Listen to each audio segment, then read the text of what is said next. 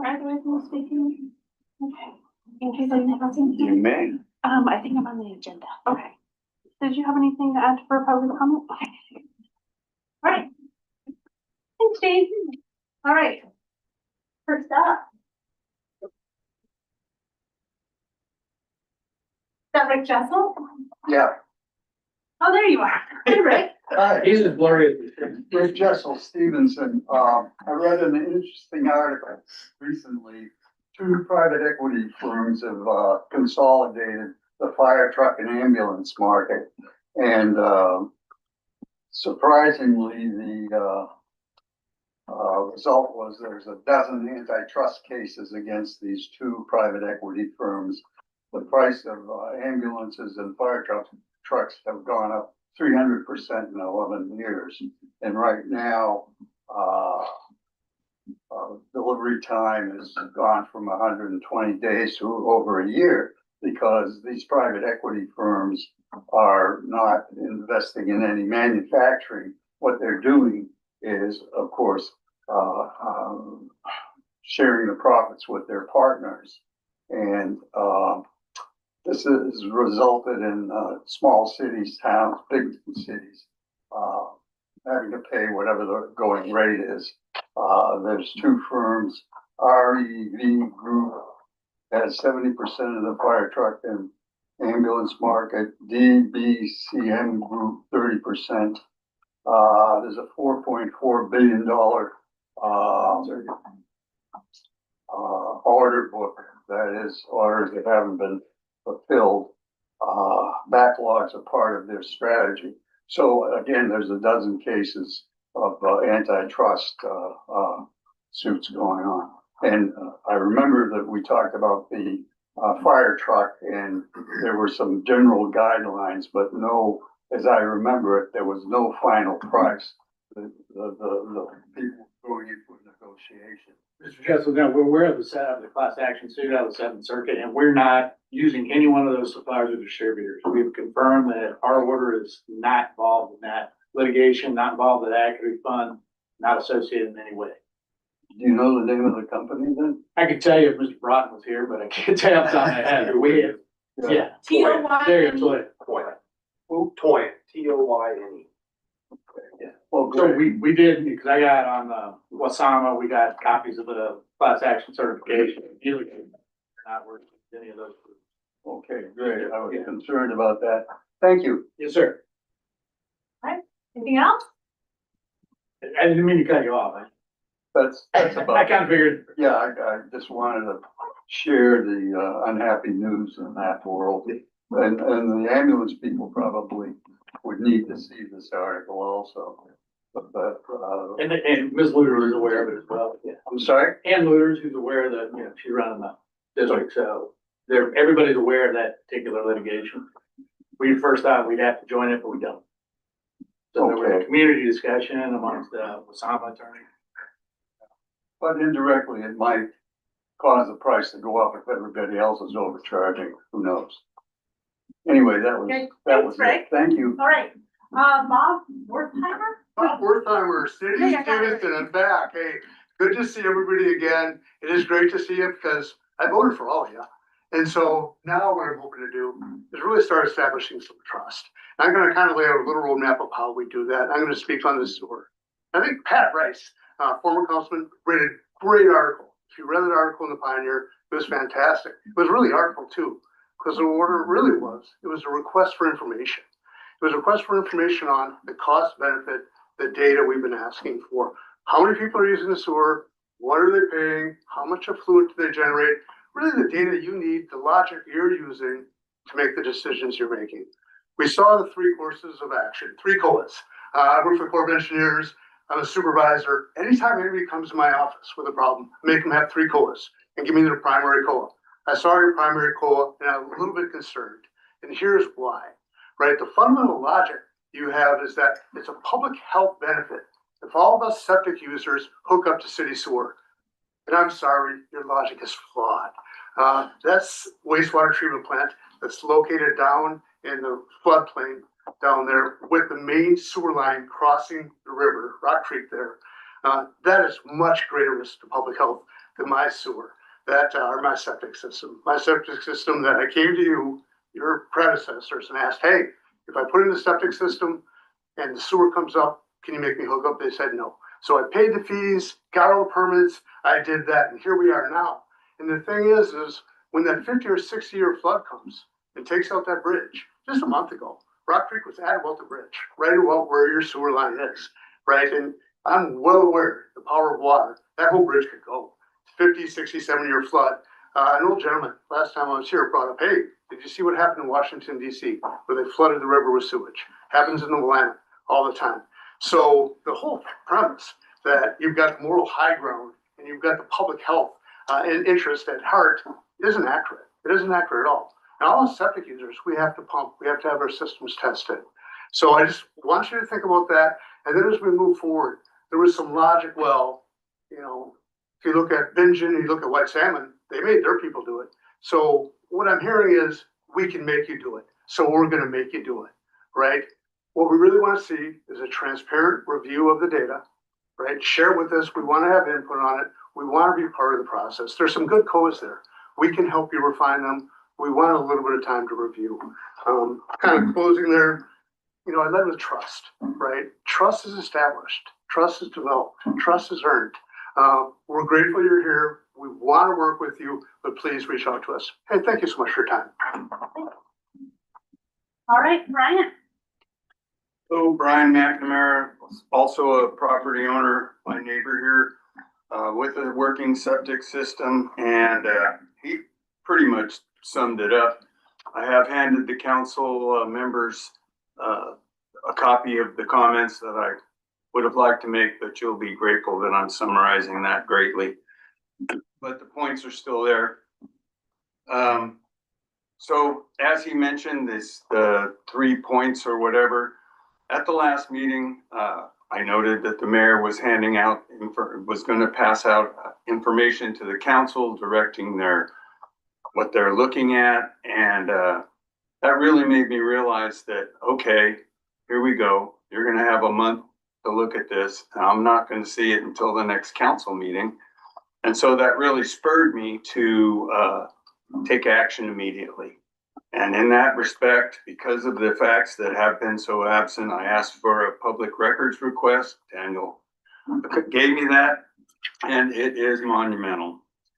But I'll get into that in a second. So what has happened since then is that I provided to the council, and you can find it on the packet that came out yesterday.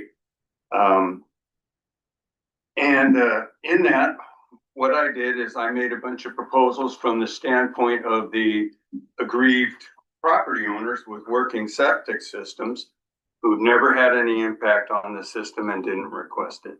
And to summarize the overall effect of that is that it protects existing Stevenson homeowners, it restores property rights, it aligns costs with actual use, it eliminates coercive financial pressure, which is in the form of, timed waivers and this and that, creates a clear, fair, predictable, and data-driven framework for your next attempt at annexation or extension, one that didn't exist. And it reduces the resistance to annexation, and the proposal does not stop sewer expansion. It simply makes it fair and justifiable. And now along the lines of the information that he said, part of my public records request, I was searching for any data that supported the idea that the city was going to get paid back and that it was going to reduce rates. There is none. But what I did find is something from the FCS group, which was the consulting firm that was hired to do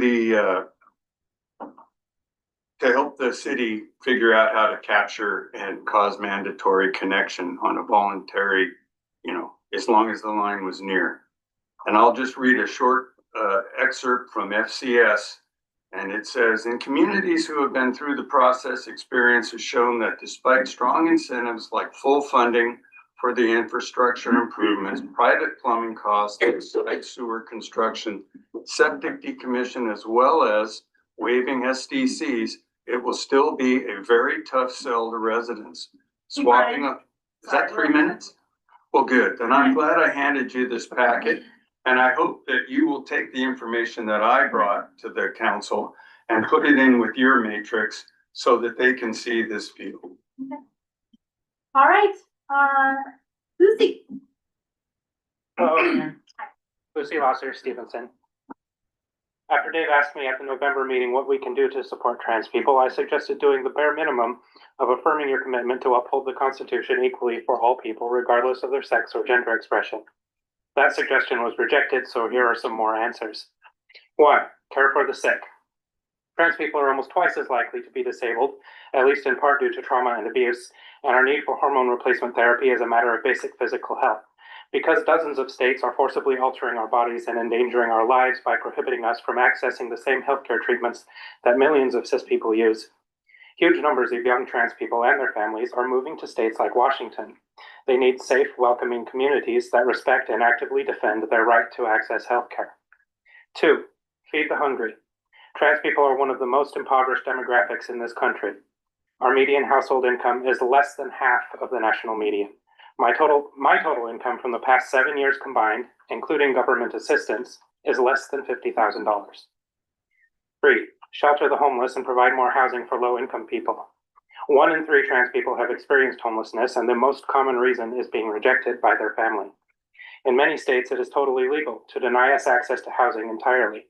So thousands of impoverished trans people with no family support are moving to states like Washington to escape persecution, and many of them, like me, have incomes lower than the cost of renting a single room in someone else's house. 4. Protect us from violence and discrimination. Trans people are victims of violent crimes at a rate 5 times higher than the general population, and hate crimes targeting us have been rapidly increasing since 2016, including here in Washington. A recent meta-analysis of 94 studies involving 65,000 trans people across 22 countries found that 2/3 of us are survivors of violence. Most of us are not comfortable asking police for help because most of us who interact with police have been mistreated by them, such as being targeted for unlawful arrest or being assaulted. Finally, actively defend bodily autonomy and the right to free expression for all people. I don't think any of you would enjoy having your bodies forcibly altered by the government or your genitals discussed publicly as a political topic, any more than a trans person does. I don't think Dave would appreciate being forcibly injected with estrogen, which is essentially what trans people in federal prisons are experiencing now. I think every cis woman at this table would be just as horrified as I am to have the federal government classify them as male and try to force them onto testosterone. Trans people are facing an existential threat right now from our own federal government, and it isn't special treatment to protect us from violations of our constitutional rights. See you next month. All right, thanks, Susan. Scott Robinson. I'm Scott Robinson. I live here in Stevenson. And I want to start out by showing my extreme gratitude to Brian McNamara for all the work that he's done in researching this issue, which I didn't know hardly anything about. I've lived in this community for 11 years and have not been involved in any way really in coming to your meetings or knowing what's going on in the community in terms of what the city does. I just naively assumed that they always had our best interests in mind. As I've mentioned before in a previous meeting, I was horrified to find out that regarding this issue, it didn't have our best interests in mind. Brian has done so much work over so many months now to clarify this issue. And I know that most of you are new to this issue, not being in office until recently. But I really hope that you will take all of his comments and the replacement ordinance that he has proposed to look at that carefully. And in my opinion, it should be adopted in its entirety. I also at the same time wish that this group would look into more about why the sewer system is so dysfunctional and is so expensive. My wife and I lived in a small town called Grover Beach, California in the 1990s and early 2000s. And you know, they say everything's more expensive in California. And usually that's true.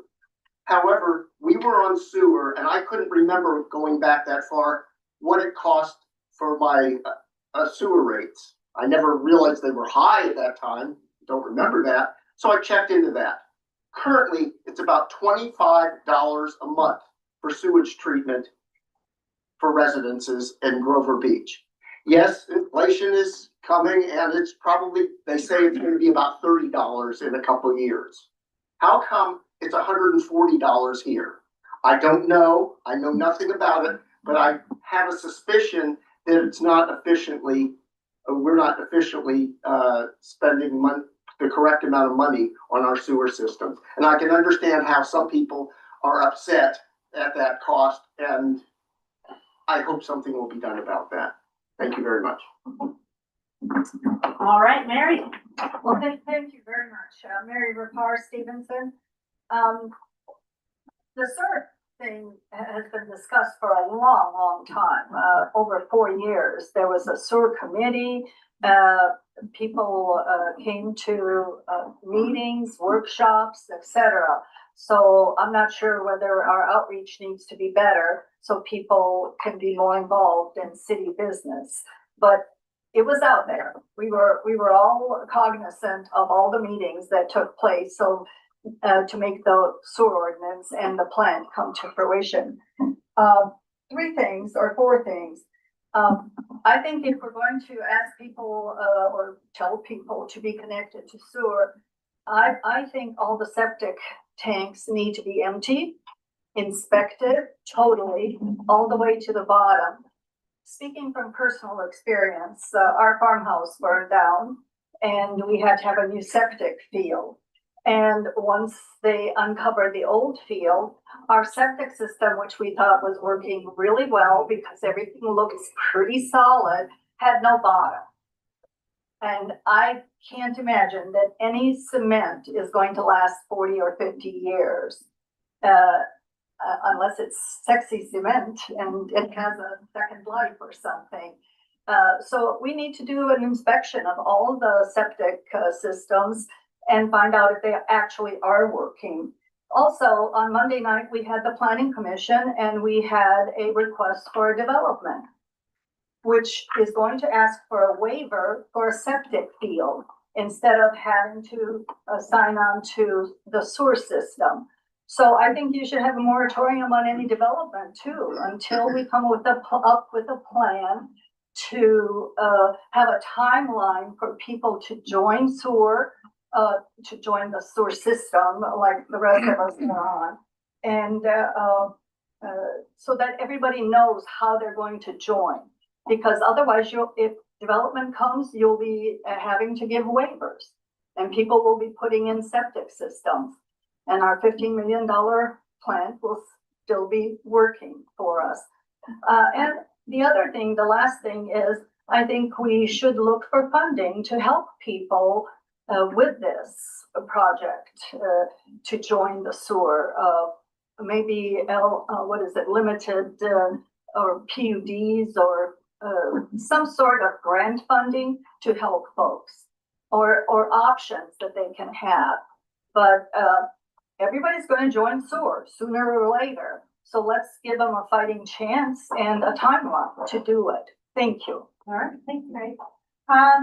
Susie, did you, but is Nothing public to comment? speak about, it was for the interview. Yeah. Okay, Bob too. Okay, great. All right, well, that concludes public comment. You forget me? Did you sign up, Rick? Yeah, I did. Oh, the Audi, right? Love it. Love it. Got it. Sorry. Sorry, Rick. I'll be real quick. Okay. Very simple. I want to give everybody an update. The cities came back, required me to put a PRV valve. We signed Legacy 6. It should be done in the next 3 weeks. Signed off by Public Works and the city engineer. That's that part of it. Second part of it is we put up a performance bond to record the plat 2 years ago, which had nothing to do with the PRV valve. And we still haven't gotten it released, even though there's been several requests for it. It's $5,000 every time you guys don't release it. So I need it released. That's my request. And just let you know, coming up with some maintenance bond on the road improvements that were dedicated to the city. It should be inspected so that bond can be released too. Because they cost us a lot of money. And unless there's action on it, we continue to pay it. But powers to be that are over me are saying, we're not paying it. So you can kind of concentrate on that and get those bonds released. That would be great. And once again, the PRV valve will be installed. Well, Legacy 6 says, they're building it right now up in Seattle. So once it gets built, vault gets shut down, city inspects it. We wash it, we clean it, we're done. Okay. But that PRV valve, again, has nothing to do with maintenance or performance bond. All the performance bond was done 2 years ago. All approved. Everything was put in, the street light, the curb cuts, whatever we needed to do, the habitat area was all done. But we've been waiting for it to be released, and we need it released because we've been billed on it and they're wanting us to pay it. So just bring it to your attention at the city council so everybody knows what's going on. Thank you. See you, Rick. Thanks, Rick. Sorry about that, Rick. That's okay. All right. No, Is that everybody? it's tough, you know, it was different people, different times. All right, that concludes public comment. Public hearing, we're gonna open a public hearing for the Lasher project. So I'm gonna open the hearing at 6:22. That report. Absolutely. So Lasher Street project is project focused on obviously Lasher Street. It would improve the roadway surface. It would add sidewalks. It would add street lighting and more efficient crosswalks, as well as redo much of the rotten out storage system. So far, the city has received funding for the project by Washington State Department of Transportation, as well as Washington Transportation Improvement Board. We are in the midst of trying to secure final funding through CDBG. This is one of the last requirements is to have this public meeting or public hearing to answer any questions about the project. So if there is any, I would be happy to take those.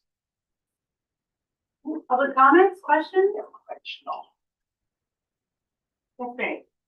Since I live very close to Lasher, the sidewalks will only be on one side. Because of the way the condominiums or townhomes, whatever they're called, have been built, and I don't think that should happen in the future. There should be development rules that allow for sidewalks on both sides. I don't know what you're gonna do with the gas line there, but it's there, I believe. And I have to tell you, I have yet to see 5 kids walk down that street, so I'm not sure why that became a priority project, but most of the kids and even adults don't walk down that street. So again, I don't know why it's a priority, but what has happened is you're going to be taking a lot of property from the old Morash property that is wooded and a deer habitat, and I love my deer, and I kind of object to that. If we're, again, the other side of Lasher will get no sidewalks, and our side closer to me will. So I think for future projects, it should be more equitable, that there should be two choices for sidewalks and that. Thank you. Of course, yeah. And I'll just address a couple of them. There will be sidewalks on the one side, and I wanted to take as little right of way as possible. So when I actually adopted the project from our predecessors, I narrowed it down as much as I could. I reduced the sidewalk width. I took out some of the parking just so we didn't get into those lots as much. It's very little. Yeah, I don't think you're gonna have parking on that street. They wanted it, but we took that out because I did not want to take up that much real estate. Thank you. I'll just make a comment real quick. Shinnery has sidewalks just on one side.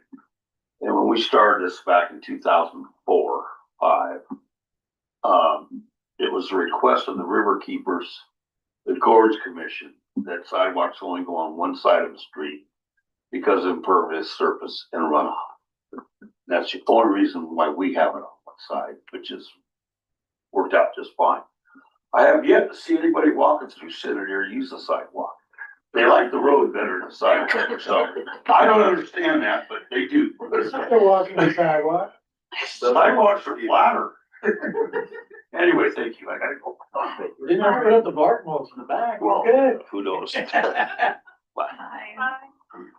Any other public comment? I think one thing for me, if I may, for staff report, I think the most important here is, you know, this pie chart here, with the city funds, it's a pretty small sliver of funds, and I think that's what, you know, most of us care about. So most of, you know, most, if not all of this is gonna be grants. I think our city portion was maybe $50,000. That's what we're looking at. Yeah, so that's a good news story. Okay. All right, without any other comments, I will close the public hearing at 6:26. Do I have to use the gavel? Yeah. You can. All right, let's move on. Changes to the agenda. Do you guys have anything? Mayor, just before you go, you may have comment from your council on the public hearing. Oh, I'm sorry. Yep, Yes. Do you if have there's any any discussion. discussion? No. No. All right. Okay, now we're good. And then changes to the agenda, any changes to the agenda? I know one thing, we started doing is tracking our changes a little bit better, with the additions and just constant, taking stuff on and off. I want to make sure we have some version control here, because I think it was confusing for people. So we're still playing around with that a little bit, but I like what Daniel did. He kind of puts it at the end of what version we're on, so you guys can have the most current copy when you're reading through it. All right, consent agenda. I'll entertain a motion. I'll move to approve the consent.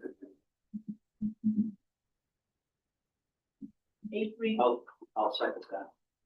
Okay, all those in favor say aye. Aye. Okay, motion carries. All right, sheriff's report. Tracy, hello. Good evening, hope everybody is doing well. So, you should have in your packet the law enforcement services for the month of March, for the last quarter, as well as the most current training that has been provided to the deputy. And as you'll note, I separated out the traffic to make it a little easier to follow, so you can see what kind of traffic activity is being done. So are there any questions about the documents provided to you? Dave's thinking hard. Pardon? Dave's thinking hard. He's always thinking hard. While he's thinking that, congratulations on your new cadet, graduation from the academy there. She is going to be amazing. That was awesome. Local resident, I Local think, resident. I can't wait till she gets out and she's out in the Gone from public. nails to guns. Yeah. Gotta love it. Yeah, great. Excited about that. Questions, Dick? Offline, Tracy, you and I could have all kinds of questions. Thank you. Okay, thanks, Tracy. All right, number 7, Angie's here tonight. Yep. Here, I don't know if did the council get the report? I provided a quarterly report to staff just to kind of give you an update as to what we're working on as you're one of our funding partners. So just gonna give a quick recap in case you have any questions on what we've been up to. So first quarter for Chamber is very surprisingly very busy as far as tourism goes for us, because we're doing all kinds of back of the house and sexy stuff. We are updating all of our print materials and updating a lot of ads, updating our event calendars, which we have multiple of. And so we're very busy at first quarter with all of that. Also we have been working for quite some time, 6-8 months on a new program called Vibe Map, which is on the Visit Stevenson website. And it's a very cool product. It has, did you have a question? Oh, it has a interactive map of all of the businesses in Stevenson, and also an event page feature. It took a lot of legwork to get it to where it needed to be, to where it was accurate. Still a few bumps in the road once in a while, but I hope you check it out because we're very proud of it. We had to do a lot of revamping to the site because of adding 5-map to it, but I think we're all very happy with the end result. So that's been a long time project that's finally up and running. So also we've been working on a destination development plan. We're in the beginning phases of that. It's going to be a 2-year project, so obviously early phases of that, but if you want to hear more in depth about destination development, let me know, because I won't go into that at this meeting. And that's kind of about where we're at for tourism promotion. Some events that we've been hosting. We did a spring workshop series, which is going really well. We've sold out all of those workshops. We hosted our tourism summit on April 1st. Packed house. It was a great event. And we are currently working on organizing the Sip and Stroll event, which is scheduled for May 16th. Hopefully you've seen our liquor license request for that.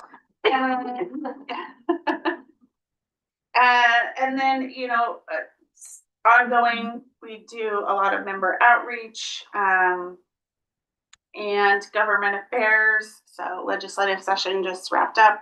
We were very active during the state legislative session, weighing in on 12 bills. And had a wrap-up advocacy luncheon with our District 17 legislators to give us a recap on all of the things that happened in Washington and in Olympia. So that's about what we've been up to. So if you have any questions. How was your event Wednesday night? Yeah, nothing else. It was. Yeah. It was, again, packed house. It was, several people were here, and it's a great event, always a good event. And it was, we were hoping that we could go out onto the deck, but there was a party out on the deck. So it was, but they're always gracious hosts. And next month we'll be at Backwoods. So you can always join us at our networking events. Fun. Okay. No other questions? All right, Angie, thank you for coming. Sure. Do we do this quarterly? Quarterly. Okay. Thanks, Angie. Yeah. All right, moving on to council business. First up, sewer ordinance. Where should we start? Well, I can start. I was gonna say, Mayor, I can start for you. So I know that you had circulated to all of the council members, very large memorandum with 3 separate options. Just want to let you know that from a legal standpoint, reviewed it completely, to the council members that reviewed it, saw any comments that you may have. Option 2 that the mayor has proposed is right down the line, perfectly legal. If anybody has questions about how they want to proceed with that. Obviously, if you have other questions with the different models proposed by the mayor, certainly can discuss those. I know we're open for discussion and we're trying to identify those things. I do wish that the folks who are residents here that are affected would stay and hear these meetings, because as Mary pointed out, the city has been addressing the sewer issue for it's 7 years, When we started looking at the issues, we were getting, DEQ was red tagging us. We were having effluent problems both ways. So that's what triggered the whole renovation of the system. So it wasn't as if the city just kind of willy-nilly decided to spend $14-15 million, but there's significant amount of information in there. Daniel has put that together and provided a public record on the rate studies, the rate requests, all the various data that was presented to people. And there was more than one workshop, but there was a big one here in the council chambers where the big discussion at that point was the 300-foot issue versus 100-foot. Now the ordinance that's been drafted and adopted by the last council is abutting. So the definition has changed on distance. Just wanted to put out to the council members that if you read the mayor's memo in full, and she did highlight City of Engine, City of North Bonneville, City of Vancouver, almost every jurisdiction does require a mandatory tie-in if that sewer line is near the property line.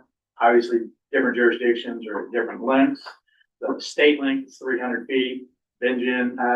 White Salmon's 100 feet. And as pointed out, our new ordinance is abutting, so it does focus that down. And you had some great suggestions on changing the words from penalties or taxes or additional charges. It's a modified charge.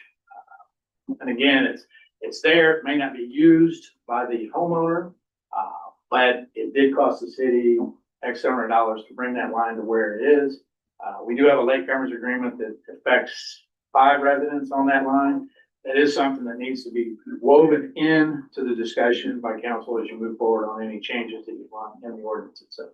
But I believe the mayor's last request was not necessarily throwing out the ordinance, but finding those items we change or alter so that it's comfortable for this council to approve. We do have the moratorium in place at this point, but I believe that runs out August.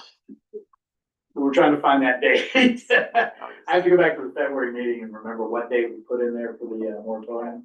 6 months, It 29, was 6 months. 29. I thought it was August 29. Yes, it was end of August. This year, when it's the 29th, like, whoa, we didn't go 3 years out, did we, Mayor? It's this year, yeah. So it's a 6-month moratorium, so it is still in place, so people are not currently required to face or be charged any of the penalties or modified charges. So that's just a staff report from council on recommendations that were made in Mayor's March 23rd, 26th memo. There are 2, she has one from March 18th as well. But significant data in both memos from the mayor, lots to chew on, lots to discuss amongst the council members here. Yeah, and I also wanted to put in there too, how many engagements we had, and I counted about, we looked at about 27 different public meetings.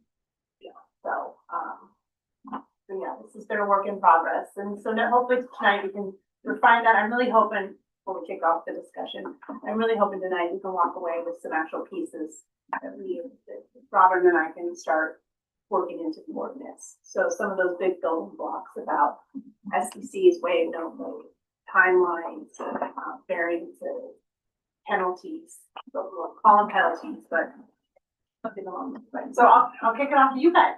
Anything else to add? No, Your Honor. No, Mayor. Your Honor, sorry. Your Honor. That's the force I have it. You guys want to start?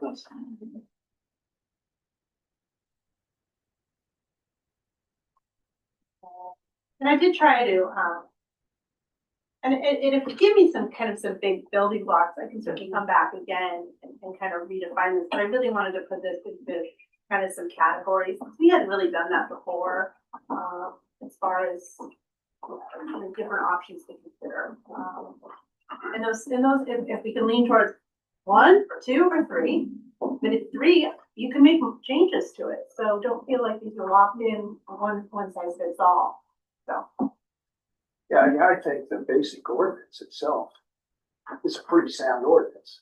I think our problem is, how does it affect those folks as we try to implement it that are already adjacent to a line, to a sewer line? And that's the rub. I think that those 25 or so parties are the ones we need to be thinking about as we set aside or set out how we're going to implement this over time. And it needs to be, I think, fair and equitable. I don't think the existing ordinance, as it is currently stated,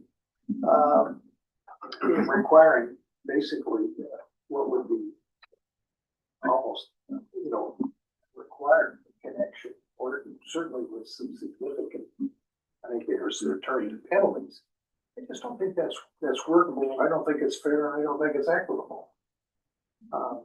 But at the same time, I don't think you can let it go on forever either in terms of how we deal with this. We need to come up with some way to treat those folks that are sort of caught in this implementation, this initial implementation wave. Well, Tina and I contacted the 20, there were actually 27 on the list that we were given. We contacted them. We weren't able to meet with them in person, but we split the list. And I spoke with 15 of them, from the first person to the 15th person. And the overall consensus was that nobody wants anybody to forcefully have to hook up, whether they can afford to hook up. Yeah, and there was multiple that were like, yeah, we're going to hook up, that these, the fees are going to be waived. But the general consensus was, if you can hook up and you can afford it, then do it, but don't make anybody do it. So that's what I got. I don't know what your 15 or your whatever it was. Yeah. So Yeah, that's basically just how everybody's feeling, as long as their, septics are not feeling that they should, shouldn't be forced to hook up, and this SDC fee is just a small portion of what it does cost to get hooked up to the sewer line, cause that's not covering the contractor that you have to hire to dig your ditch and put in the piping and do the connect and then fill everything back up, compact it, repave, whatever you need to do that. SDC fees, that's what we're waiving, but I don't know that you're waiving the latecomers fee, which is way more substantial than an SDC fee, between $6,000 and $11,000, depending on your frontage and size of home and whatever is on your property. We did be certain of that. Some of those latecomers, those 5 people, right? Yeah. We need to get into that. I think that's something that I think is really the biggest problem with this whole situation. So beyond just waiving the 6,000 to 11,000, just a broad range of an SDC fee. Beyond that could be another $20,000 of cost to the homeowners. And that's like people that maybe are more of a direct route, not the ones that have to put in pumps to get their sewer pumped up to the main line. I mean, there's some very complicated, situations out there for some people. So I was kind of with, if your, sewer system is working, your septic, whatever, then you should be able to just keep maintaining that. And at the time of failure, then of course, we would have to say complaint failure. Like, I mean, if your pump goes out, you can get another pump and replace it. I'm talking your drain field is done. It isn't gonna take any more. Then at that point, you can't replace. Then you would have to be hooked up to, but, and there's, other ways to help pay for this is just incentivizing big, like, not big, but developers to come in, and that's a big chunk of change for cities to help pay for infrastructure problems. Whether it's, a lot of them are like tax, like you can lower their taxes on property, whatever, to help them be like, oh, let's go to Stevenson and build something for that city that would be useful to us. But that's where you're gonna get a big chunk of money to help pay for your infrastructure, not going after, somebody that's lived here and lives on Social Security and make them refinance or take out a loan to pay for that. So I don't know. I just think there's other ways to help it than making people pay for the infrastructure that, was brought in without any thought on how it was going to be paid for. So anyway, sorry for my thing then. No, that's what we're here for.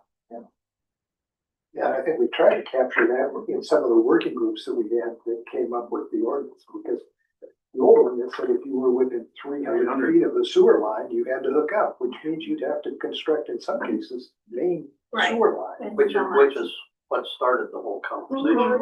Yeah, and that's why we came up with that recommendation out of that, one of those work groups, adjacent to or abutting or, directly there to be able to avoid that kind of a situation. And I think that's a step in the right direction. It's not the answer, I'll say that, I think, the situation we find ourselves in, particularly for these 27, I guess, that are out there now. I just, while it may reduce that, that burden, it would have been under the old ordinance, I'm not so sure it's still a fair or equitable way to move this. No, and honestly, just capturing, even if all 27 people had to hook up, just capturing that $140 bill is not gonna make a dent in the debt that we're in with the sewer treatment facility right now. There's gotta be more money out there captured in a bigger way. I just still see the benefit of forcing people to hook up. I don't think it's gonna impact it enough. Cause you're gonna have those people that are gonna connect, they have the money to do it, or, whatever their reason is, so that money's gonna come in. and Latina forcing them to do it. That's what I ran on. I ran on the sewer primarily. And I'm not gonna be that politician that changes my mind. You know, this is what I ran on. It's what the people are telling me. And so, yeah. I can't afford it. But I don't look at this as some way to underwrite the cost of that sewer plant. That's there, that's not going away. It's, you know, the city's gonna end up paying for that regardless of what we do with regard to the sewer. I should look at that as water on the bridge. I know there's so much, but, you know, and some people think why everybody chipping in and paying in, you know, it's like paying a tax for something you're not using, and so they don't feel like they should even have to pay $50 a month just to pay. So like, it's not gonna lower anybody's bill. And so, I don't know. There's a lot of people that are not happy about even having to pay $50 a month, just a nominal amount. If they're not hooked up. So you don't think that would be a way, and even if they accumulated that amount and we use that to offset hookup costs, you don't think that would be a part of an incentive package? I'm not so sure that it would create a big enough incentive. Yeah, I just don't, I think it's just kind of nickel and diming is the way I look at it. It's just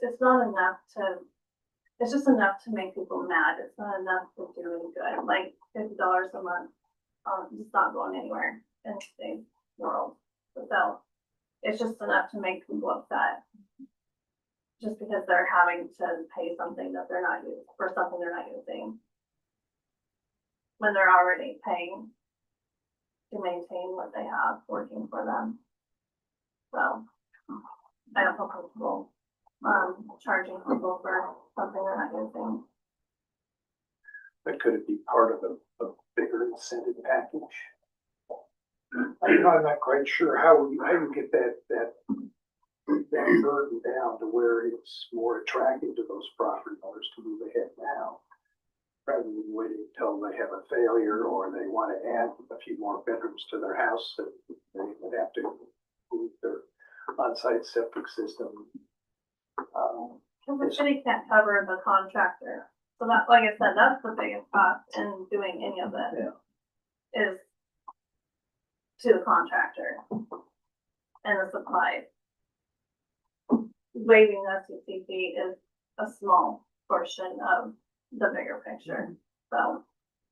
And it's gonna vary too. Yeah. On a lot of these properties in terms of just what those contractor costs are gonna be in terms of how much line you have to construct. And some of the do people you I have talked to, a you bumping have a system? $20,000 bid.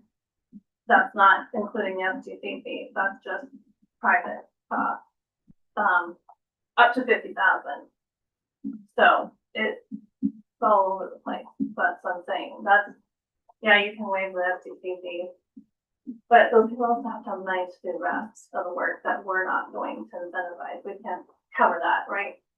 Cody in the city is not gonna do the work, that has to be hired by a private person, by the homeowners. Right. And I don't think there's a, I don't know. Yeah, a lot of people are struggling with this extra $50. You know, I talked to one lady, she said that after paying everything, she had less than $100 a month to live off of. So if you add another $50 fee onto there, horrible. I'm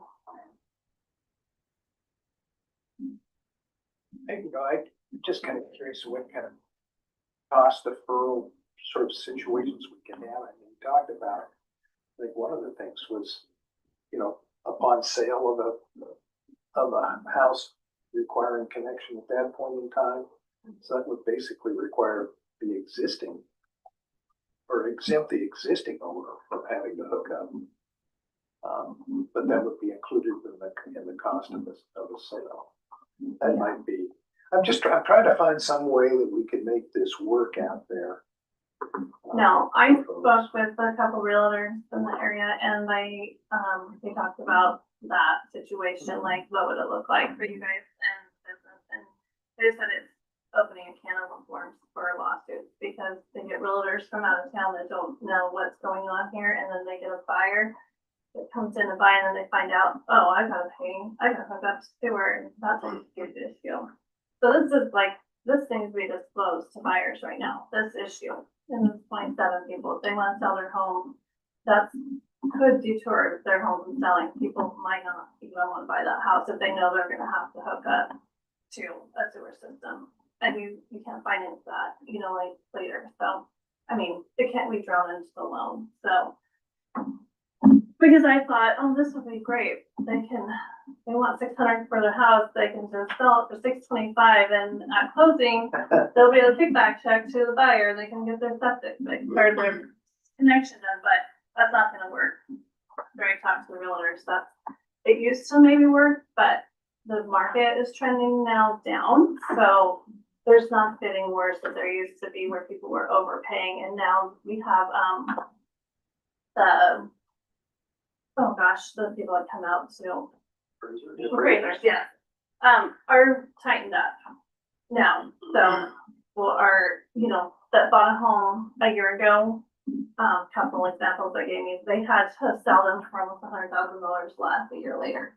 The market is dropping, so it's just not feasible. And they also felt that the 5% of your stuff value, if your cost to get your stuff to do the hookup is more than that, then we do have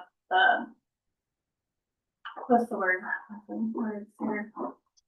Exceptions, or people can appeal or something if the value, like if cost is more than 5%. The 5% of the set value is still a lot of money, and they thought that number was kind of high to keep it at 5%, but it should be looked at as coming down. One of the things that we talked about early on, again, in that, I think in that sewer work group, was sort of an income threshold where if your income was low enough that you could either have an extension or an exception to hook up, that might help in some of these cases. Again, I'm not quite sure there's one single answer out there. It may be a list of incentives or provisions or exceptions that you can provide if someone's got, terrain that makes it impossible. Maybe we have a variance based on that. If it's an income situation, perhaps, a low income, we make that, a accommodation. Because I don't think there is a magic one size fits all for this, quite frankly. Which is why I just feel like if the septic are working, then they just need to be allowed to live, and when the septic is beyond repair and it's failed, then they will just have, but then at that point you have to figure out how you're gonna get that so that it works. But in the meantime, I just think people that have an existing septic that's functional and it's not failed, then they shouldn't be mandated to hook up just because. Ms. Van Pelt, this is one of the other items, talking to the mayor. Yeah. Would you want to see something in the ordinance that requires reporting of the septics? Obviously, if your septic is working, but you got to provide us with a notice from the health department that it has been inspected, so that now you're still in it. Would you want that on a 1-year basis, 5-year basis? If that's something that you want us to look at. Yeah, no, I've thought about that. Yeah, it would need to be inspected by a state inspector. Yep. And I don't know the years, I think, every 5 years, or I don't know, but I mean, realistically, who's gonna monitor that? Well, obviously, at this point in the ordinance, that would be- you have 27 Yeah. folks who currently have a budget sewer available. That's about 6% of the 450 plus or minus that are on sewer right now. So it isn't a large number, you're right? So an economic benefit is correct pointed. But we could certainly, those would be in a follow-up chart. It would be easy to document. January 1, you were abutting and you were required to report that. And the water department just sent out a notice, because obviously we do have a limited number of properties that are affected. But it's just, if that's an idea, I just want to make sure I had those. Yeah. Okay. And then as far as like that silence now. If it's an estate issue, so, like if somebody has their property and obviously like 7 people and they pass away and it gets handed down to their kids, would they be responsible if there was something in place? That's why I didn't like that either, because you have, Sale versus transfer. yeah, Yeah, no. like, you wouldn't want somebody's kids to have to burden that cost either. So, I think we as humans, it seems to make things as difficult as we can. I think you're dealing with a couple of issues with this. Most of the sewer ordinance is great. It's just this one portion that we're dealing with. And, the first concern I have is with the SDCs. Jane, where do the SDC fees go? there's a breakdown. I can provide a report of that. So when you do the invoice for, and somebody pays, it breaks it down for the account.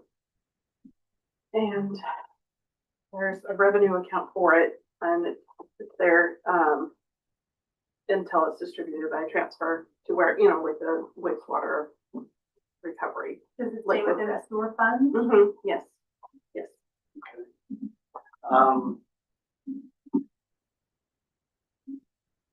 Do we know how much we brought in this last year on SDCs?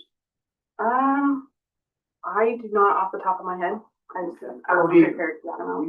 You had mentioned a figure. Do you remember what that was? Or roughly? Roughly, I would say around 200,000 between water and sewer. Okay. And that's just going off a quick guess of how many houses we saw permitted last year.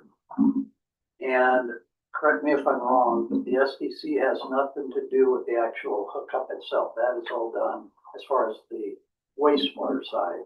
That's all done by a contractor. That's not done by the city. Correct. They are required to fill, compact, and repave if they need to, correct? The SDC is like they're buying into the system. To be able to do that. We have Yes. a multi-million-dollar system. And Sure. it costs, that's your cost, your share, if you will, of being able to buy into the water oils. Okay. I've always been an advocate of, I don't care what anybody else has done. I don't care what any other city's done. Doesn't mean we have to do it. Doesn't mean that it's right. And, the rate structure that we have right now includes, payback of all of our obligations on the sewer system.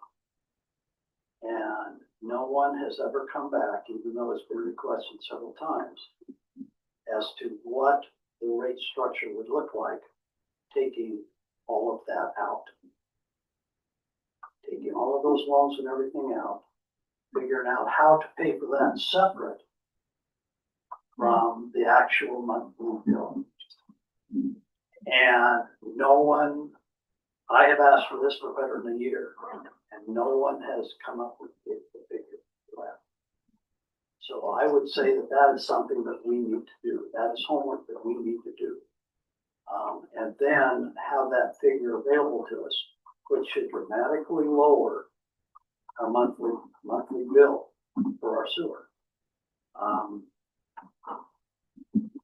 you thinking, I'm sorry, I'm just trying to, so the $10 million, whatever it is, that we have on debt right now for the sewer treatment, we were to take that out.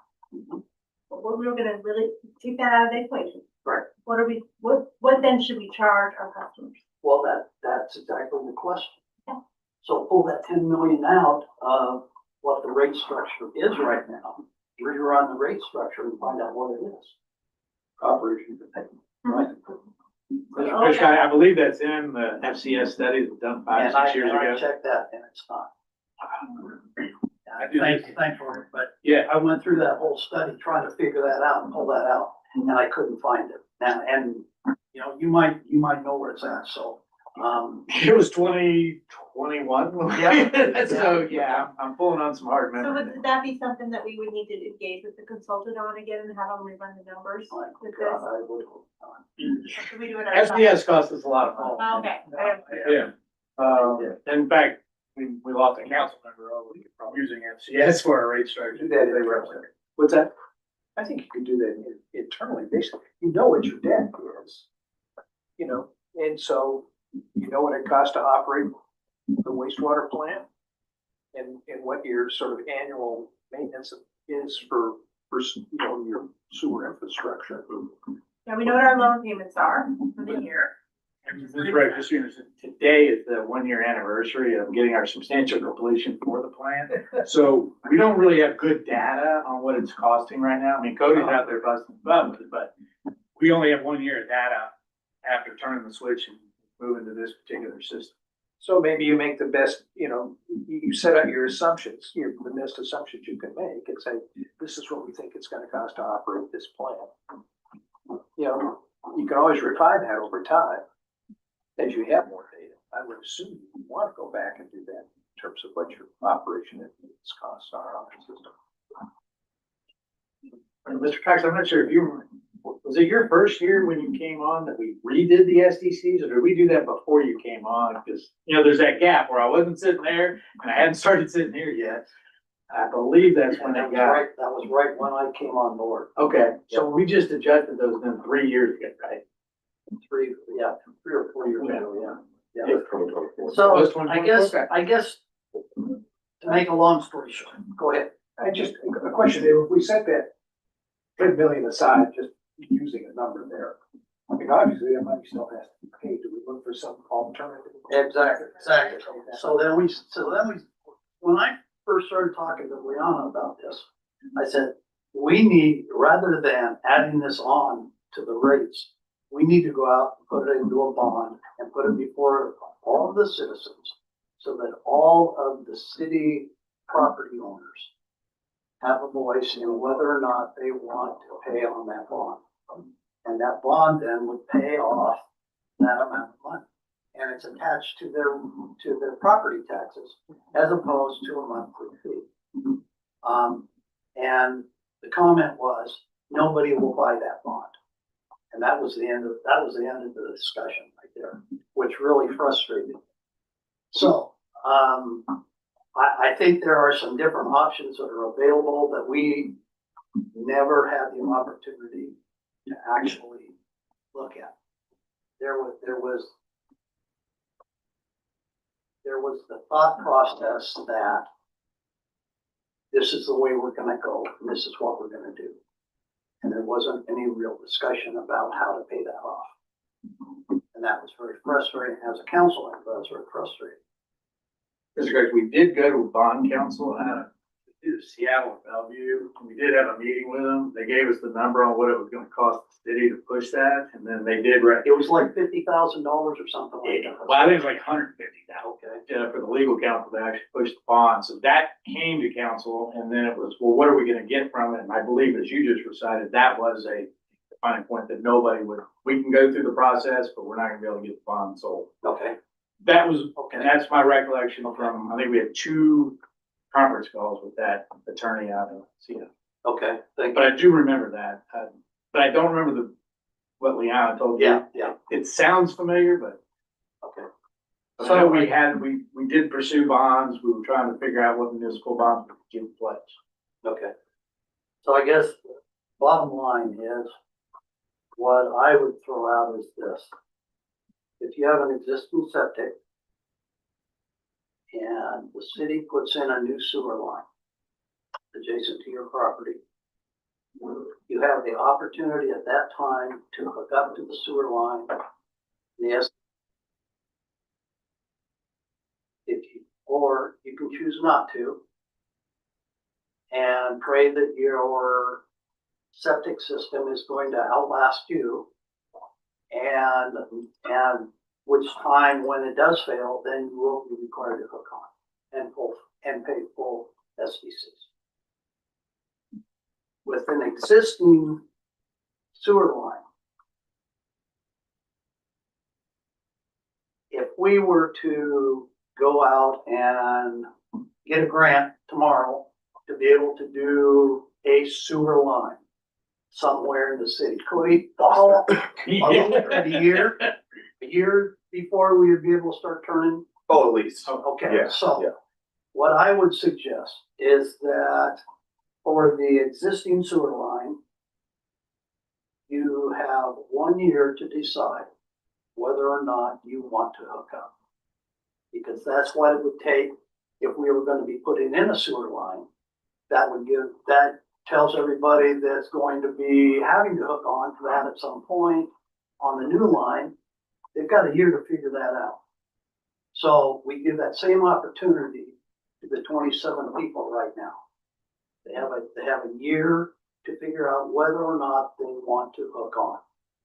At that point, they decide whether or not they want to. If they want to, we will waive the SDCs. If they choose not to, they need to know that when they do have to, because of a failed system, they will pay the full SDCs. To me, that seems to be the most logical way to solve this whole issue. So, we have these approximately 25 now, but as you extend additional sewer lines, you're gonna run into additional homes that already have, you know, an on-site system. So we're not talking about just this 25. No, We're talking about additional folks as well. but then additional folks, when you put that line in, they're gonna know a year ahead of time whether or not they're gonna want to hook onto that when it gets up to their property. So we're offering the 27, we're offering that year grace period, if you will, on hooking up or not hooking up. We're giving them the same opportunity we would to anyone else as we expand the sewer system. Could actually be longer if you, It could. yeah, I mean, if you're out there, once you get the funding, you're gonna have to go through a design process anyway, I would assume. Permits and all that. If we were only going to do a sewer line up Foster, up Ryan Allen, that was our only thing we were gonna do, we could turn that pretty quick. It's when you get all the other components, you know, I think a year is a very reasonable time frame. But when you start adding into the street or water line equipment or stormwater, then that kind of comes into, you're looking at a year to 2 years for design and permitting. Design and permitting it, but also I think in terms of pursuing, you said, hey, here's our next increment of sewer line that we think is a high priority. And you start pursuing the funding, you could let folks know that, hey, that's where your priority is now. And we talked about that with this last round of the ordinances, you know, making that CIP list very clear to the folks of like, these are our target areas. These are our 5 areas that we're really targeting: new sewer, updated sewer, or whatever. And just the second that we apply for a grant or start pursuing a grant, those notices go out to those individuals to give them the most amount of time as possible. And I think we need to have some sort of a strategic plan that underlies this ordinance that says, here's our priorities in terms of where we want to extend service. We'll get you a copy of the CIP, Mr. Freckles, so you can see there's a project on. It's a little disorganized. You need to sit down as council, kind of rack and stack them, and figure out what our priorities are. We have, I think, for this year and next year kind of identified, but we need that for grants anyway. Exactly. So that we're well close and ready to go. So. But I think this whole process that I've outlined here dramatically cuts down staff impact as well. I mean, it's very cut and dry, it's simple, and they either say yes or they say no. They know what the consequences are either way. If they say yes, they're gonna have to be a contractor to come in and hook up to the line, decommission their septic system. They know, the owner knows all that. If they say no, they know at some future date, they may have to do the same thing, but they'll have to pay the SDC as well. So. Mr. Cox, we currently have 3 options in there. We could remove the third one, which I'm is definitely the one that you're discussing. Question is do you want an exception in there for low income, No. as well? No, So I think you just call it, do it across the board, make it simple and easy. do you want an appeal process for those who are low income and unable to Absolutely. afford the cost? Absolutely. We should So always you have want an All right, so do you want the statute to have a mandatory language, but there is an exception for those who have a low income, because we currently have that now. So the idea was to modify that so that we meet what you're saying, and then. That's the way the SDC And put then- down. Right, Before you get too far, would you also want that appeal process available to people that might have a hardship, you know, crossing a drainage or? right. Absolutely, Okay, absolutely. I Yeah. assume. but- We're adding more exceptions here, Yeah, okay. that one, yes. Financial I as wanted to well make as sure that was in there. terrain and, So we would waive their SDCs if they can't, is that what you're saying? well, no, my question is, property owner, loses access to their septic field due to some failure, and now we, by statute or ordinance, we're requiring them to tie on. That particular homeowner though, who's lost their septic, though, makes less than $50,000 a Yes, year. that makes sense. But the- So do we have are they going to be exempt? They will not be required to tie? What are they? year? Well, their septic has now failed, so health They don't department has showed up, knocked on the door and said, your septic cannot operate anymore. So we're gonna require them to hook up, and somehow we'll just have to figure out how to pay for it. The problem we have, our always enforcement, is that the city will go in and do it, and then we lien the property for that cost. That's always a trick. It's never palatable to the homeowners, but that's the only other way you're gonna get it, because if that homeowner said, I don't have it. So the way I envision this, we have septic lines running. Oh, yeah. Okay, and we have residents, these 27 residents that we talking about right here, is only the main D. Right. Okay, are there other property owners sitting alongside septic lines right now that are not hooked up? Oh, Tom, there's Yeah. only 5 on Main D. Yeah, the others are rest of spread them out. are on Terry Lane, over on Iman Cemetery. Okay, is that the 27 we're talking about? Correct. Yeah, yeah, Okay, so that's all that we're talking about right right, but they're not just on the main D, they're on now. Okay, various all right, lines. yes. Yeah. Okay, I was just concerned that we had others out there that were sitting alongside that was not part of this 27. No, those have all been identified. Okay, all right.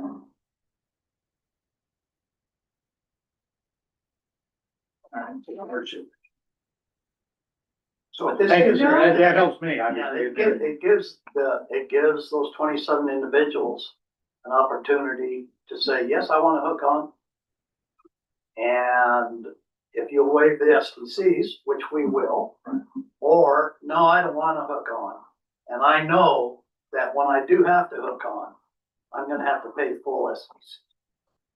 That's their choice. It's not the city's. And I understand where you're going, Mr. Cox. I want to make sure though that you're addressing the 27 that currently have an issue, but the city decides to run up Foster Creek. We actually get a bond. So now we have new people other than 27. We've added 10 more. We want the ordinance to be Okay, so conforming at to those. as the line goes by your property, that's your property. So stick with your butts. You are given the opportunity to hook on at that time and have the SDCs waived. So that would apply, again, new lines that are being brought in as well as existing lines. Okay. But you have to make that decision. Once that backhoe comes by your property and starts digging, you better have decided whether or not you're gonna hook on. Yeah, so again, Cody is charged with running a line at Foster Creek. So we know we're about a year out before that. We're gonna give notices to all of those property owners along there that they have to tie in. Or follow the ordinance as is. They get the same options that 27 are getting today. Yes. Okay. I don't know, that seems the most simple way to handle it as far as I'm concerned. So we're kind of on option 3. Yeah. Option. This is kind of why I wanted to spread these out so much. The, no step fees. This is not with squeeze. And then the variance part, it's not a variance as far as the cost of your home. We're not even gonna entertain it. We're just gonna stick to the low income. You qualify. But if it's too, if your system fails, gonna have to hook up, and that's a, and then. Well, and if you think about it, Yeah. it's gonna cost less for you to hook on than it would for you to have somebody come in, completely dig up your existing system and replace it. Much more cost effective. So how do we do those systems where we do a major expansion of a home, for example, and that existing septic system is not adequate? That's between them and the health department. So if the health department approves their, addition of 2 bedrooms, they do. That's not the city doesn't address whether or not the septic is modified or the service we have. No, the point I'm making is, what if it's not? What if, That's my point. So if they go to the health department and they say, hey, we're adding this, the health department says, you gotta expand your system. They go, I don't wanna do that. Then the health department is not gonna certify their septic going forward. So now they're in a double whammy. so now would they have to hook up? Would that be a requirement? to have Yeah, to hook because up? that would be a defined failure then under the SDC, under the septic system. Right. Yeah. I mean, if they don't have room in their drain field to put other lines in, expand the lines, then they're gonna not be able to do the remodel. Right. Yeah. If they're 300 feet away from the main sewer line, they're probably just gonna say, well, we're not remodeling our house, but because we don't Well, I have mean, the extra room to put in more drain, to expand our drain field to accompany that add-on. Yeah. I don't, that's my 2 cents worth. Okay. Not a penny on that. And some people do have, that extra space, the reserve space, in case their drain field is down. They do have reserve space on their property to, in the event that that does happen, they can put in a new drain field somewhere else on their property. But, My last question, council, can I get some direction on what about an abandoned system? We have a property owner who has abandoned their property. They're on septic, it has failed. Do you, as the city, want the right to be able to go in and clean that nuisance, clear that nuisance that is now becoming an environmental issue? Associated with a failed septic that's not being repaired or replaced, or again, you're gonna have on occasion an abandoned residence, what I would. that would probably just go to the buyer of the property. Okay, That's so what if has to we be have, done. if we have an environmental issue, our nuisance statute is pretty loose on that, so we have a problem with enforcement, that would just be our downside. The county environmental health would be the one to, Make the decision. yeah, Okay, that's what we've done so far, at least. yeah. when you say abandoned, Literally, I mean, they walked away. They walked away. Again, we talk about pricing increase, interest increase. People just can't afford their homes, they can't afford to live here anymore. We don't have. And they're on a septic system. They're on a septic, but that property's now been abandoned. Like on the water side, we just simply turn it off. So we don't spend any more money there, we don't have a name charge, it's just shut down. is that basically a transfer of ownership ultimately? Well, it would sit, until the transfer is legal, until there's a title, some sort of statutory warranty deed that's actually effective title to transfer. I just want to create as many, issues in the revised ordinance as possible. I remember reading, I think it was in North Bonneville, they addressed abandoned property. Okay. But I can't remember. I'll look at that, thank you. Okay. Okay. Well, I think, the plan here is Robert and I will, take lead on redrafting an ordinance and then bring it back to you next month. But I wanna make sure we got all. focusing on that section of the ordinance, not not the whole 40 pages, I don't, we all need to go back through it, yeah. Anything else you guys wanna see, add, delete? Well, as you're going through there, if there's some way to make it more readable. Don't pass up these And I think I opportunities. told you, I don't care what goes on tonight, I just care about, can I read it? Yeah. So, I don't care about reading it, I just want to understand. yeah. Okay. You got everything you need? I think I do, and I'll definitely work with you, Cody, to make sure I got my notes correct. So, Thank you, Mr. Booth. So May, let's see here, May, we can review it the first time. June, we can hopefully approve it, and if not, we have an extra month or 2. Yeah. Then start doing it for the end of August. So you're saying that in May we would have a hearing on this? No, you'd have a draft to review. It wouldn't be the reading, the first reading. No, at this point, now I could circulate it prior to that. The main meeting is the 21st, is that right? I believe. Yeah, it's May 3rd. I will not be here on May 21st, so like I said, I would like to get a draft circulated to council members there so that you can at least look at it, maybe send just to me, comments, thoughts, edits, things like that. And then on the May meeting, at least the mayor can present it to you, or Cody can as a draft. You can review it at that point. It would not be a first reading. You have first reading in June, second reading in July. You cover it in your August. I'm just trying to get a sense as to when we would have an opportunity for public input. on June. That'd be. So May, you make the draft so that you can, and we can tweak, and then June, so we can try to avoid the edits and changes and then do public meeting versus a second vote. And in the future, I would just like to see the city be more workable with the development of commercial property and that's, where we need to work with developers that wanna come in and develop things on our commercial properties that we have. I know we've turned away a couple big things that would have brought a lot of money to the city of Stevenson to help pay for this. Well, I know you were here at one of those meetings. It was about 5-6 years ago where we had a developer and we were trying to create a toolbox that we could give to developers. So, Yes. And we got the classic, not my neighborhood response. Yeah. So providing those tools, that can be available to developers. So in the future, I just think it'd be nice to be more workable with developers. one of our offers was to waive SDPs and Mhm. there was a very loud no from that side of the room. So the idea is still, when the developer shows up, and when your husband knows, and every client that I have, that's the issue. What is it gonna cost me to get out of here? So if I have to pay, Happy Valley right now, it's almost $200,000. Just to get out of it. So your developers are walking away from those projects. Or they're trying to pencil, but they get more units, get higher density, they can get more cash flow. Yeah, overall, right now, we have a developer that wants to put in moderate housing that, people can afford. It would be nice to work with somebody like that, if that's what they're gonna guarantee that the price of these homes is gonna be between this and this. And it'd be nice to work with people like that wanna bring affordable homes. Cody? That was the project on Vancouver. We thought was gonna provide that extra. SDCs, are they determined by the number of fixtures that are hooked onto the system or? For the water. Pardon? For the water, yes. Okay, For how the about- sewer, Yeah, it's square footage.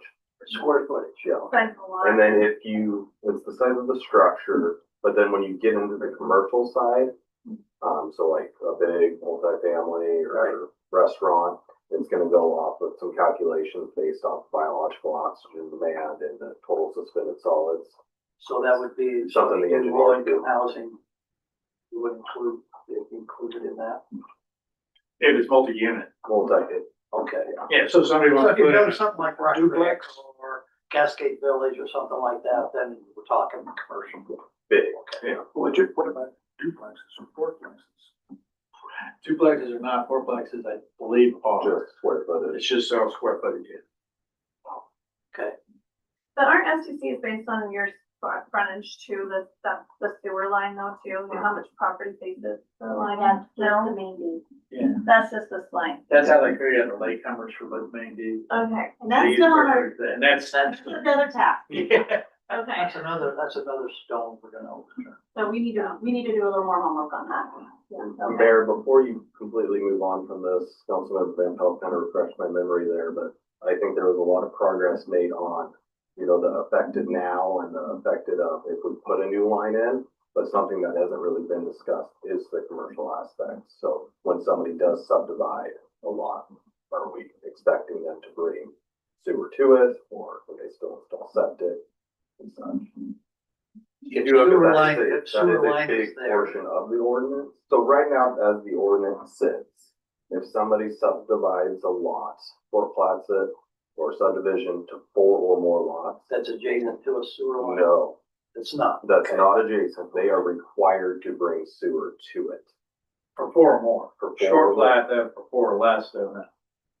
So it might be worth discussing before you guys have to fully rewrite the ordinance and circle back on that part. This one is not in the rewrite. Are you taking that out? Well, the commercial aspect is in the current ordinance. We just need to know. Is it in the rewrite that we're talking about? Well, I think that's what Cody's asking. Do we want us to look at that so that we can present that by the May 21st meeting? I don't think we want to go back. I don't know, yeah, I don't know if we want to change that. No, I think that's part of the basic ordinance. I think that works pretty well. I think what we're simply, where the real focus is what do you do with folks that have the existing on-site septic system? Understood. We just want to make sure the ordinance, we don't have to redraft it or add to it next year. So No, I think the whole intent was, if you're going to subdivide your property like that into 4 lots, that is a development. Mhm. And therefore, that needs to be attached to the sewer. Yes. So 4 or less? It was 4 or more, because we have a different procedure for short. Was it 4 or more? It was 4 or more. Yeah, 4 or more is the large today. 4 or more, Right. you have to hook onto sewer. You have to bring it in. Yes. And so Yes. you want that for 4 or less, which is the other short plat procedure that can be followed. 3 or less. You want 3 or less? 3 or less is smaller. Right, but the way the code set up is if you have the amount of acreage, you can subdivide 4 under a short plat. If you go to 4 or more, 5 or more, you have to do a different process for application. So if somebody shows up with a permit and says, I want to subdivide my 2 acres into 4 lots that are zoned, it all meets that, are we gonna force them to bring the sewer up to them? And I'm thinking Foster Creek, only because of the gentleman who's trying to do the development that's on there. If he was to decide to change from a campground, a primitive campground that he has, to, hey, I want to put a house. Are we gonna say, you gotta bring sewer out Foster Creek, we don't have to pay for that? What does it say today? Excuse me? What does it say today? It said that you divide into 4 more lots. 4 You're or bringing more. sewer. You bring the sewer in. Or more, or do we want to So make it less? for instance, there's that property up on Ryan Allen right now, where the owner has multiple acres, he would like to divide into 4 lots. At that point, it will trigger him to bring sewer all the way up Ryan Allen, and then all the way up Ryan Allen to the top of Fort Fulton. So I mean, $500,000, $1 million. The tricky part though is probably can't afford it, right? That makes it really, unreachable financially to divide it. Right, and that's what Ms. Van Pelt was saying, is like, how can we encourage the developers? If we're That's gonna why- tell them literally, again, $1.5 million to come out of the ground before you start making any money on the lot. Yeah, that's when I know other cities work with the contractors and they will split that cost because they're gonna benefit from helping. True. So, yeah. Is there Direction a from council. lot size, in regards to the 4 or more? Depends on what zone you're in. If you're SR1, it's 7,000. Yeah, it depends on the zone that you're in. R1 versus SR1, bigger lots in SR1, smaller lots in R1. Well, and again, I like simple. It seems to me like if the health department says, you're gonna put 4, you want to subdivide into 4 lots. And if the health department says, you have the ability to put in a septic system, then to me, as a person that decides about, the rights, it would seem to me like you should be able to do that. Rather than paying $2.5 million to bring a sewer line all the way up to your piece of property. So exception for short plats, okay? But if you have a short plat that is adjacent to a sewer main already, Like within 100 feet, like home, well, that we're saying. yeah. Yeah. Yeah. Then you don't- Yeah. Yeah. Yeah. If we keep going, I'll get more. Sounds something.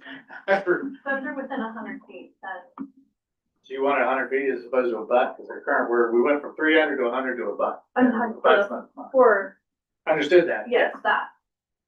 So if you're gonna do a short plat, we will Make it, You need to be 400, you need to be one.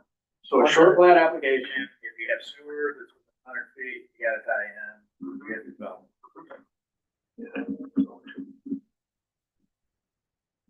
For four more. Or Plus. four or more is different, you don't. Well, right, for four. Yeah. Yes. Okay. Okay, moving on. Ready? I've really read. All right, Cody, let's talk about engineering standards discussion. Yes, I don't have much of an update. We're still kind of in limbo, working with some of our other contractors and other local agencies, kind of making some final tweaks and changes to them. We're not quite ready for a vote, but you guys have had them for a few months, and I wanted to touch base and see if there was any more follow-on questions. You already, well, you got the driveway standards down. You have the driveway one right now, right? Yeah. Yeah, we'll do that. Okay, so we hope maybe next meeting we can get these I'm approved. hoping so. We're just going through one final pickup here, and once we get the yay or nay on that one, the redact or the changed versions will come. Thank you. Okay, great. That would be a resolution, so you'd only have the one meeting, one public meeting. Excuse me, sorry. Okay. I'd Brett? like to make a motion to adopt the driveway standards resolution letter. Thank you, Dave. Thank you, sir. All right. There's a second. Oh, second. All those in favor say aye. Aye. Aye, great. All right, Jane, finance report. All right. Good evening, everyone. Tonight I would like to share information on the health and status of the finances of the city. At the end of March, the city's finances are in a healthy state. Revenues and expenditures are tracking as anticipated with minimal unexpected expenses. The report provided that I'd emailed to all of you give a picture of the fund totals and budget position as of the end of March. To start, the treasurer's report packet provides information on the fund totals, account totals, and investment accounts.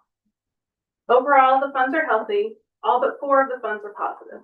The funds with negative balance, First Street, Lasher, the wastewater system upgrades, and the Cascade Avenue utility improvement are capital projects which are funded on reimbursement basis. First Street, staff, Cody and I are researching to determine if any reimbursements remain or if the balance truly is of the city's portion of the project to cover. Lasher, we're submitting a reimbursement request soon for that. Wastewater system upgrades, reimbursement for this balance has been submitted. We're just waiting for the request to be approved and the funds to be received. Cascade, we're waiting for one more pay application from the contractor, then reimbursement request will be sent to the funding authority. Cash and investment accounts are holding steady and in good health. Overall, the combination of cash and investment accounts is over 8.2 million for the city. Fund investment activity details the interest received in the various funds. So as interest is received from the investments, it's distributed across the funds from which the investments were created. Next, the budget position report packet details information about the health and status of each fund and account. While some sub-accounts within the fund report have a negative balance, which is on page 3 of the budget position packet, these negative balances are offset by other accounts that have been underutilized. Since the funds themselves have a positive balance, there is no need for a budget amendment at this time. Most of the negative balance from the sub-accounts are due to not having a started budgeted balance. These sub-accounts are being monitored. Budget position totals provide a summary of the health and activity of the funds, activity reported for the prior month and year to date. The report does not reflect the account balances, however, it reflects the budgeted revenues and expenditures and that we've received or expended by the fund. Budget position report provides a breakdown of the activity by fund and account. The account totals are a combination of all sub-accounts within each account. To conclude, the city's finances are stable and are being carefully monitored. We are in a good position overall, and staff will continue overseeing reimbursements and budget activity to maintain that stability. Okay, thanks, Jane. I will add a couple things before you guys have questions. I went through this with Jane today. We went through the BARS account system, which was very cumbersome. We went through this report, which was, you know, funds and explaining how some of them, you know, the reserve funds, how they started with funds, kind of highlighted some of the negative balances, both revenue and expenses. But I think the most important one is this, I call it a variance sheet, but this is our position totals. It looks like we, you know, through the month of March, we've spent 10% of our budget. So we're on track. I'm going to continue to monitor. I also asked Jane to keep kind of a running tally of things we know that we didn't budget. I think we'll land okay, but just to have that highlighted both for when we do our budgets to make sure we captured everything for 2027, and then also if we do need to do an adjustment. So, I would suggest that we take a look at, rather than approving budget by fund, that we break it down by department, especially for the general fund. And that way, I mean, you have special revenue funds that, like the sewer fund, you know, that's one. But the general fund, within the general fund, you have planning, you have all of those. Separating those out so that we have a clearer and more concise idea of what is happening, what that pulse is within those individual departments. I talked to Jane too, just the confusion of it all, of having, we're gonna have our bars accounting system, and then we've got this, which is just a printout of with our Springbrook. Yeah.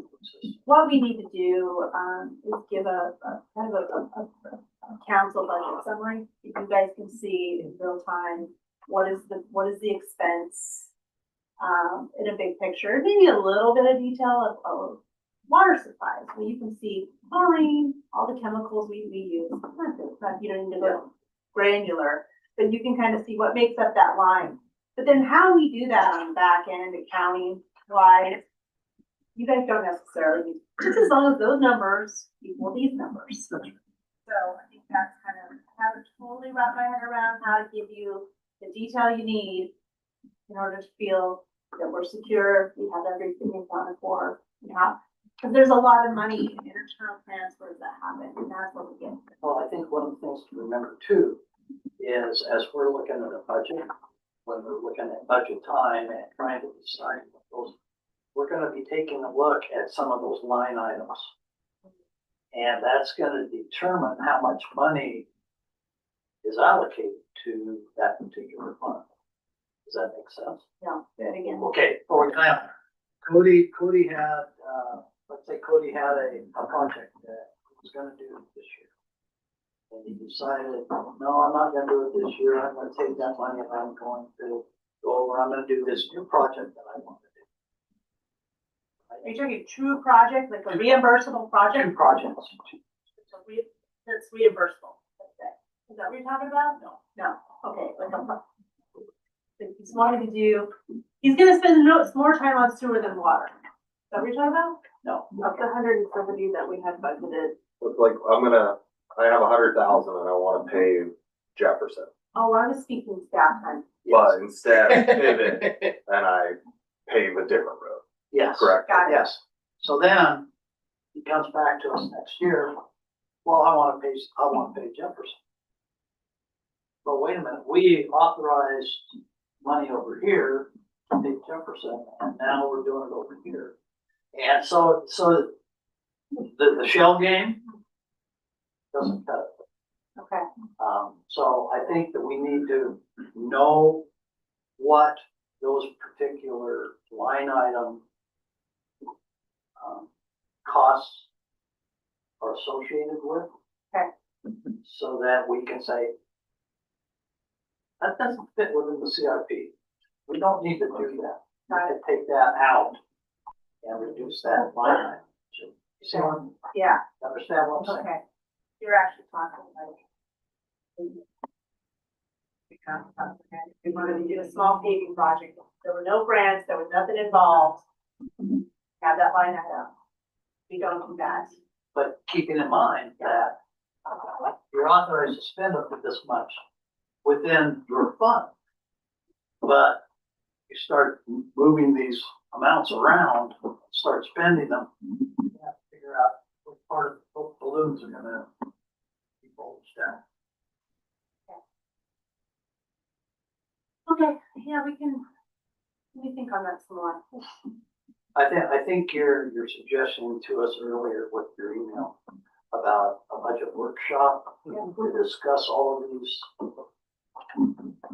intricate details, I think is a good idea.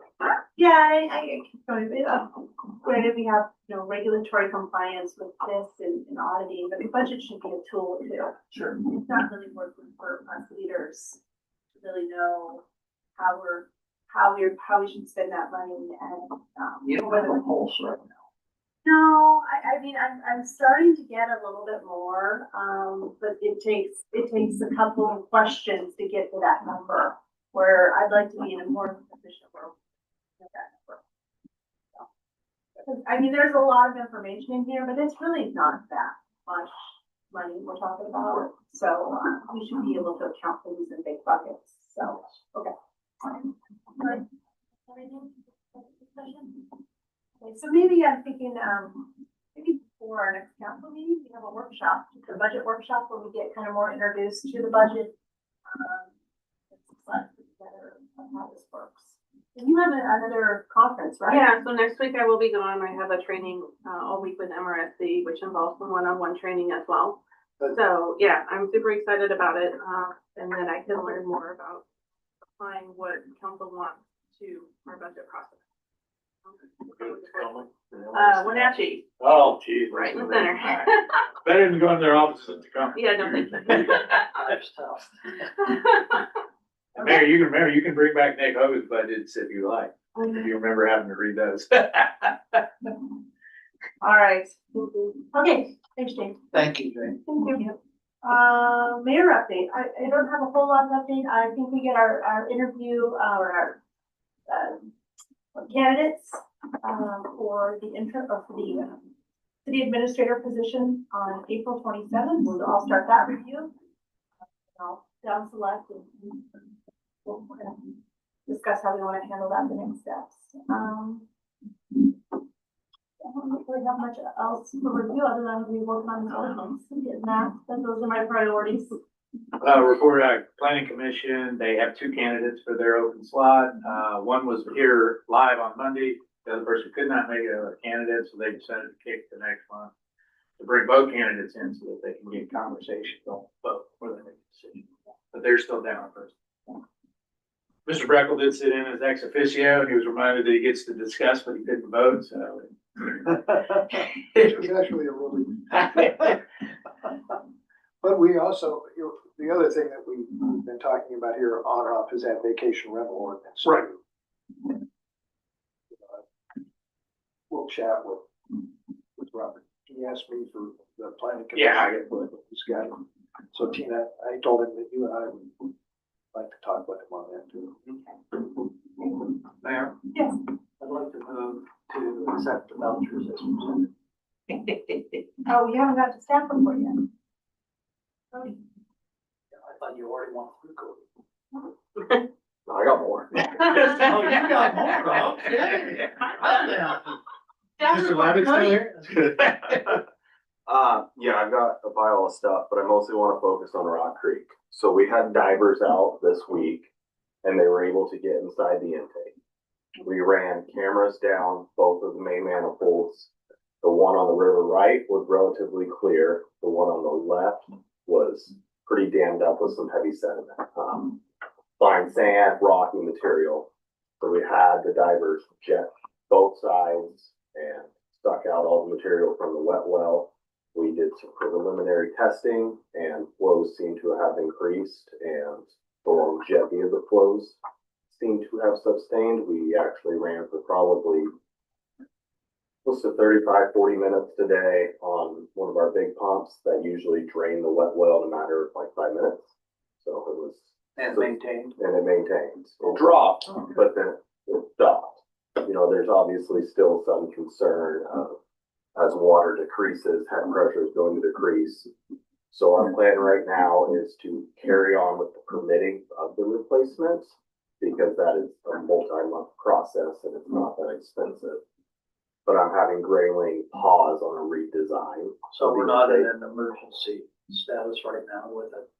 I'd still consider us an emergency until we can do some more testing, but we plan on running the system pretty heavily as turbidity kind of drops, and we can to kind of troubleshoot and verify. But fingers crossed, we'll be able to get through the summer. Of course, it was relatively good news and it went relatively smooth.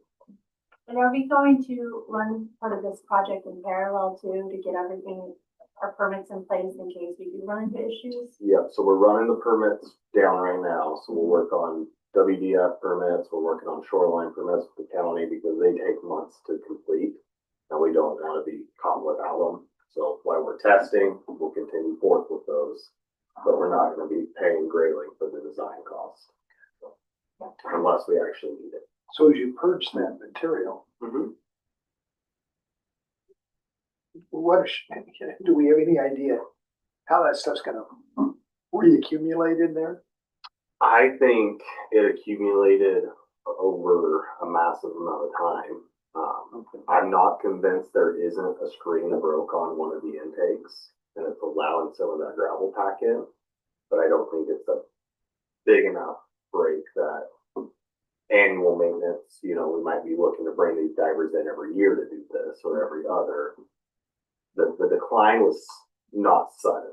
It was, you know, 5-6 years just slow. So I don't think we're gonna hit a day to where it just doesn't work again. I think we've noticed that. The biggest telltale sign is going to be how long we can run that system before our Rock Creek flushing light comes off. During the summer, sometimes that can come on every day, which means we're drawing that well all the way down. So we're optimistic that we're gonna be able to get an extended amount of time. So we're not gonna flush until that light comes on because that's gonna be one of our metrics to test with it, so. I'm just curious about whether we've seen changes in sediment transport in Rock Creek itself that is perhaps. It's possible, but the laterals down there are underneath the surface by a couple feet. And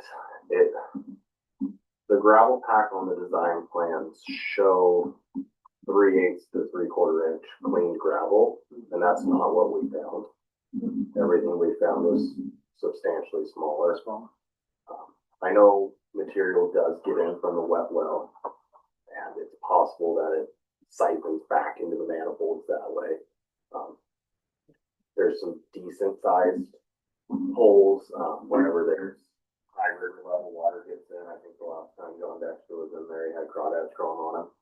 So like there's sizable material getting in there, and I feel that that's likely just over 50 years accumulated in those lines. So I hope so. Yeah, really hope so. Okay, well, good news, we'll keep you updated. Anything else, Cody? Yeah, we'll breeze through it though. I know we're getting there. How to get to our interviews? Yeah, so Cascade, working with Swofford to pin down dates now that plants are back open. Funding for last year appears like it's gonna pull through. I met with the TIB board members earlier this month. Like 30 of them. We met at the lodge and kind of discussed previous, current, and future projects, and I felt like that was overwhelmingly good. Water, we're focused on Rock Creek. Wastewater, like Mr. Muse said earlier, our 1-year warranty period is up on the plant. I did send a note off to Stellar J earlier this week. We're having some problems with a couple of the hydrant valves. The other problem that I brought to you guys last month, briefly touched on it, was we're getting water intrusion into some of our sensitive infrastructure, so pH meters, dissolved oxygen meters. We're kind of battling the electrical contractor of that job right now, who's refusing to replace any other non-warranty work. And it's condensation. And it's condensation. A lot of water. Yeah, there's ounces of water that are running out of. And so I brought in our industrial electrical engineer and had him write a report on it, and he still came back and said it's just not true. So we're battling that right now, but. And Cody and I work together. I have informed Stellar Jay's council because we do not have a direct contract with the electrical subcontractor. So we still go through Stellar, but there were a few items that Cody had identified and sent to their superintendent last week. And then we attached that to the letter today and made sure they knew that we weren't letting the condensation allegation go. So, but again, that's counsel for Stellar J. They're simply communicating through that electrical subcontract. We anticipate it's gonna be a fight. Up to the point, like Robert had So mentioned. the electrical contractor is a sub to Stellar? Yes. So in the state of Oregon or state of Washington, you can't sue a contractor unless you're in privity of contract. That means you and I are in direct contract. But if I contract with you for the project, you can try with Daniel to do the electrical. I can't sue Daniel direct. Washington doesn't recognize negligent construction. So I have to sue you, who then has to sue his subcontract. And we know how that works with Stellar J. Yeah. But we also know it's the same electrical subcontractor that we had the problem with the last time. So we'll wait to hear back. Last thing, couple things, I met with two different arborists down in Walnut Park. The first one was very adamant that the tree was unhealthy and needs to be removed. Obviously, I wanted to get a second opinion. This arborist came in a little bit more optimistic. He does not think we can save the tree, but he thinks we can prolong its life. So that's the option that we are looking at, that he's gonna give us a quote back on. So it would be reduction of the canopy size and removal of some of the dead material and branches and possibly adding some fertilizer, but says a decade would be probably a good time to kind of prepare for that. You know, beyond that, it's probably not gonna be there. Okay. But for now. How old is that tree? He thought it was over 200. Wow, that's cool. Yeah. We need a plaque. Very old, and that is what I have. Okay, thanks, Cody. Of course. Jane, do you have anything beyond the treasurer's Nothing report? additional. Okay, thank you. All right, Mr. Cox. Move to approve the voucher list. Is there a second?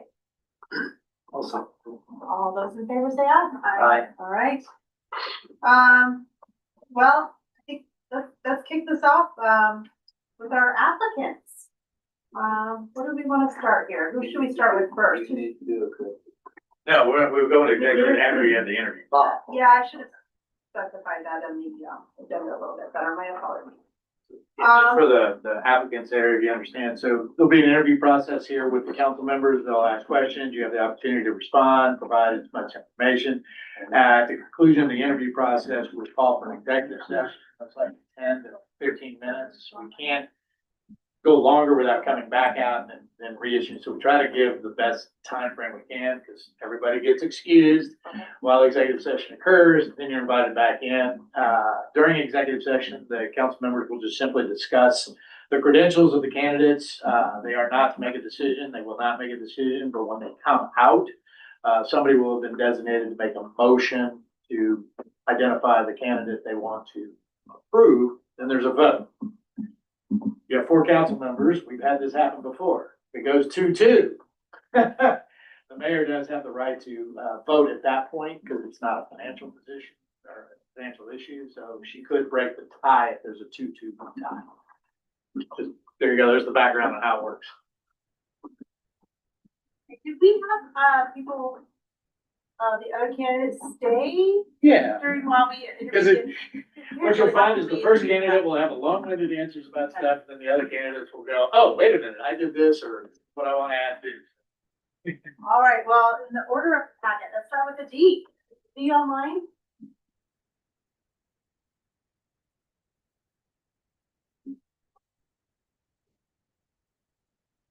Good evening, D.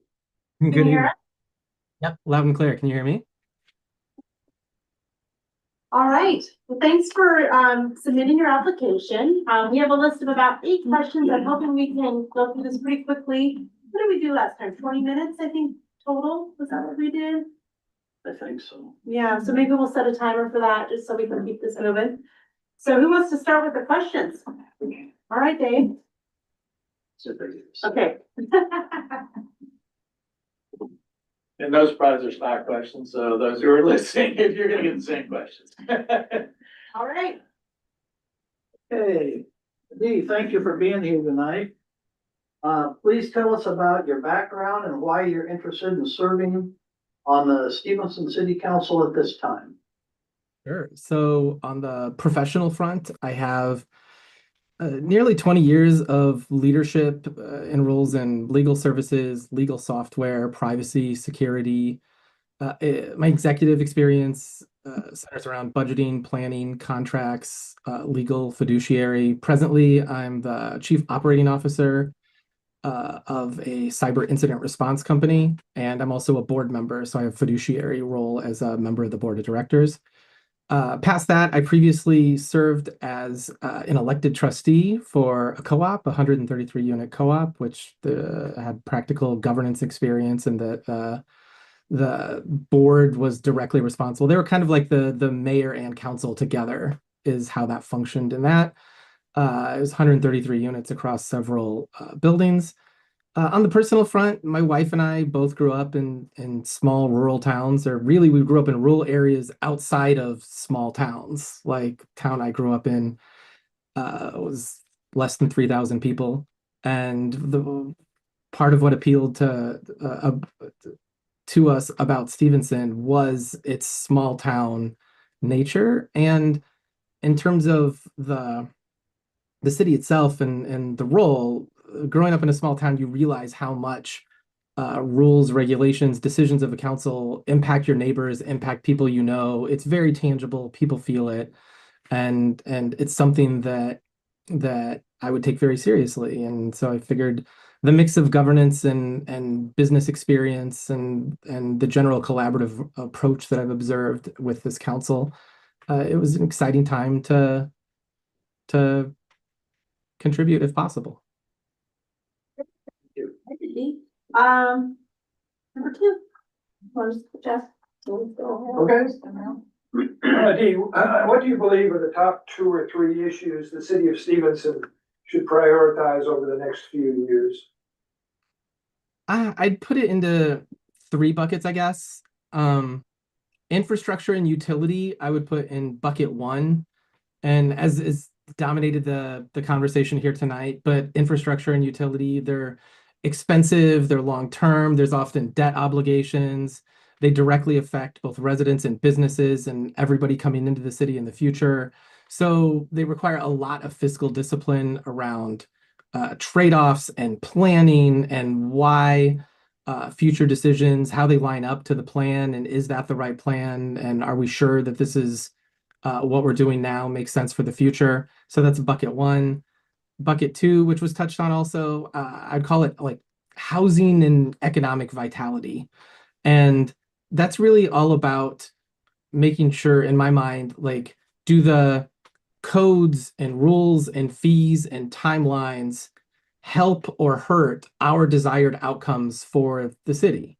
And I think Tina was touching on this earlier when she was talking about developers not doing certain things that we would want because of essentially some of the codes, some of the fees that they might incur, some of the timelines, and just thinking about it. Does our code and rules align to what outcomes we want? And an easy, like, this gets a lot of attention. While everyone talks about housing is really expensive and there's only so much control that a council would have over that, I think market rate middle housing, the kind of housing that I think a lot of us might have experienced when we were like in our mid-20s to mid-30s, like 1 to 3 bedroom houses that people that work at the lodge, work downtown, graduate from the high school, and then want to stay in town and work. The sort of middle housing that they can afford at a market rate. I think that's something that we're pretty interested in. A lot of people would love. People, instead of, I hear business people talking about people come in, commute to work from Troutdale or Vancouver, and it would be great if they were staying in the city. So just making sure that aligns. And then the third bucket I would say is partnership and communications, and maybe public trust, you could say. And this is just about setting clear expectations and clear reasoning and having good process around decisions. And by partnerships, I mean like partnerships with the port, partnerships with the county, partnerships with the sheriff's department, definitely partnerships with the residents. Nobody should be overly surprised. And I kind of think of success is like a triangle. Like they always talk about like results. To get results, you need process and relationships. And I think there's a lot to be said about strong relationships getting you mixed with that partnership to get process to get you the right results. So yeah, I think, and then clear communication so people aren't caught off guard by anything. So they see how things line up to the plan and it's not overly shocking when things happen. Thank you, Dave. Have you been involved in civil service, community organizations, or public service before? Yes. So probably most relevant is the co-op that I was a board trustee for. Like I said, it was an elected role. Going into it a little bit, the co-op itself was multiple buildings. It was all 1 to 3 bedroom units and 133 total units. So about like a fifth the size of the housing supply of Stevenson, but all condensed into a few buildings, like 4 or 5 buildings. The board itself was responsible for budget, governance, legal, long-term planning, community relations, administration, and so lots of like balloon debt obligations, and everybody was on the sewer, and that was a big topic of conversation also. And so that translates pretty directly, and that was an elected position that was fairly analogous to a city council role. And there were a lot of awesome lessons that came out of that around clear communication and sound decisions, and a lot of public hearings and making sure that everyone felt heard and that you heard them truly and took their thinking into account. On the Stevenson front, I would note that on the cleanup squad, I'm a member of what's called the Renegade Squad, which is we can't always make the 4 o'clock timelines. So it's more of a ninja-like beautification in and around downtown. It's still sanctioned, but we still pick up and beautify in and around downtown and have some processes around that. And I appreciated the Downtown Association for creating the Renegade Squad and inviting me into it.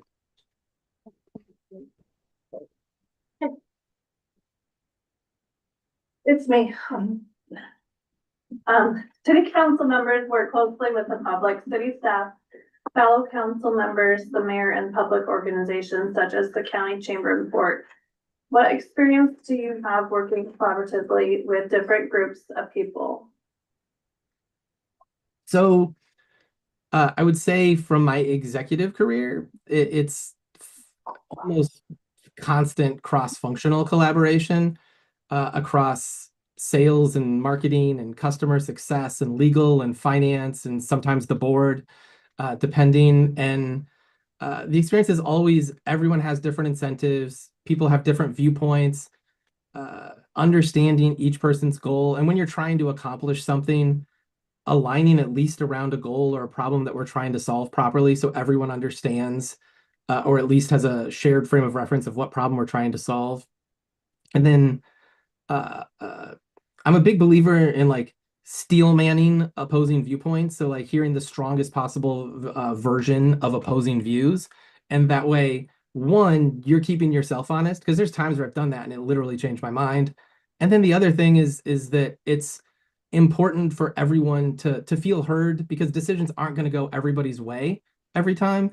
And I have found even the seemingly perfect decision can actually be a bad decision if people aren't aligned to it, if they actually don't buy into it. And so it seems like a good decision, but in the end, even though on paper it's good, just nobody buys into it and it falls flat. So sometimes alignment around a really good decision can be better than the perfect decision. So I would say a fundamental learning of my career in general is that consensus building and collaboration and getting people on the same page of problems to be solved, and getting that everyone's not going to agree with me all the time. I'm not going to agree with everyone, but ascribing positive intent, truly understanding where they're coming from, and then getting to a place where you can all, even if you disagree, you can disagree and commit, if that makes sense. And the trustee, as a board trustee, some very similar dynamic for what that's worth, and working with the public, same thing. City council sets policy and provides direction while staff are responsible for day-to-day operations. How do you see the role of a council member in relation to staff administration? Yeah, I have a lot of respect for the line between governance and administration. So, and for council, it's setting policy, priorities, budget, overall direction. But I think it's really important that day-to-day management belongs to the administration and ultimately the mayor, because that's where accountability ultimately lies. And I think if I would never want someone at the city office to feel like they don't understand the chain of command, or they're getting marching orders from someone that is not their boss, because then all of a sudden that lack of clarity matters for accountability and ultimately functioning. And so, I mean, there's times where council members are clearly going to need information and need like additional clarity on something, but it should never be a bother. It shouldn't make staff feel like they're being managed by some other outside organization.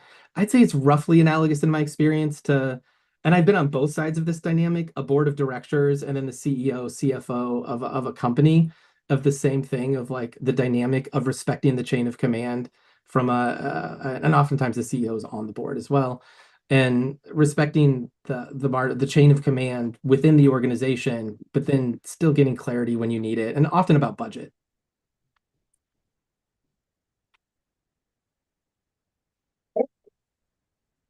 Describe a time when you had to make a difficult decision with incomplete information. How would you approach it?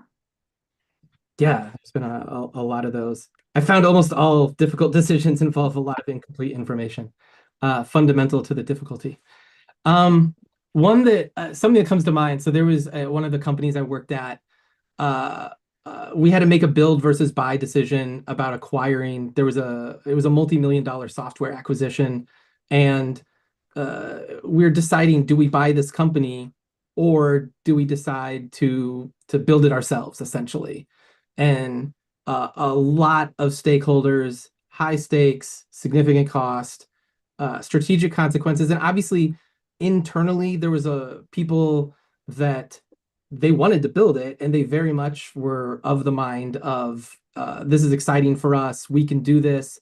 And then there was also groups of people that were thinking, yeah, but they have it right now, let's just build it, we're at market, or let's just buy this thing and then we're immediately to market. And I think ultimately we got to a really good place and everyone felt good about it, but it really took a lot of identifying the problem that we were trying. It sounds like a little trite in a way, but like aligning around what are we really trying to accomplish, being honest about the timelines, being honest about the financial outcomes each way, as honest as we could be, and pressure testing multiple sides of the argument. And here again, hearing the strongest version of each side of the argument.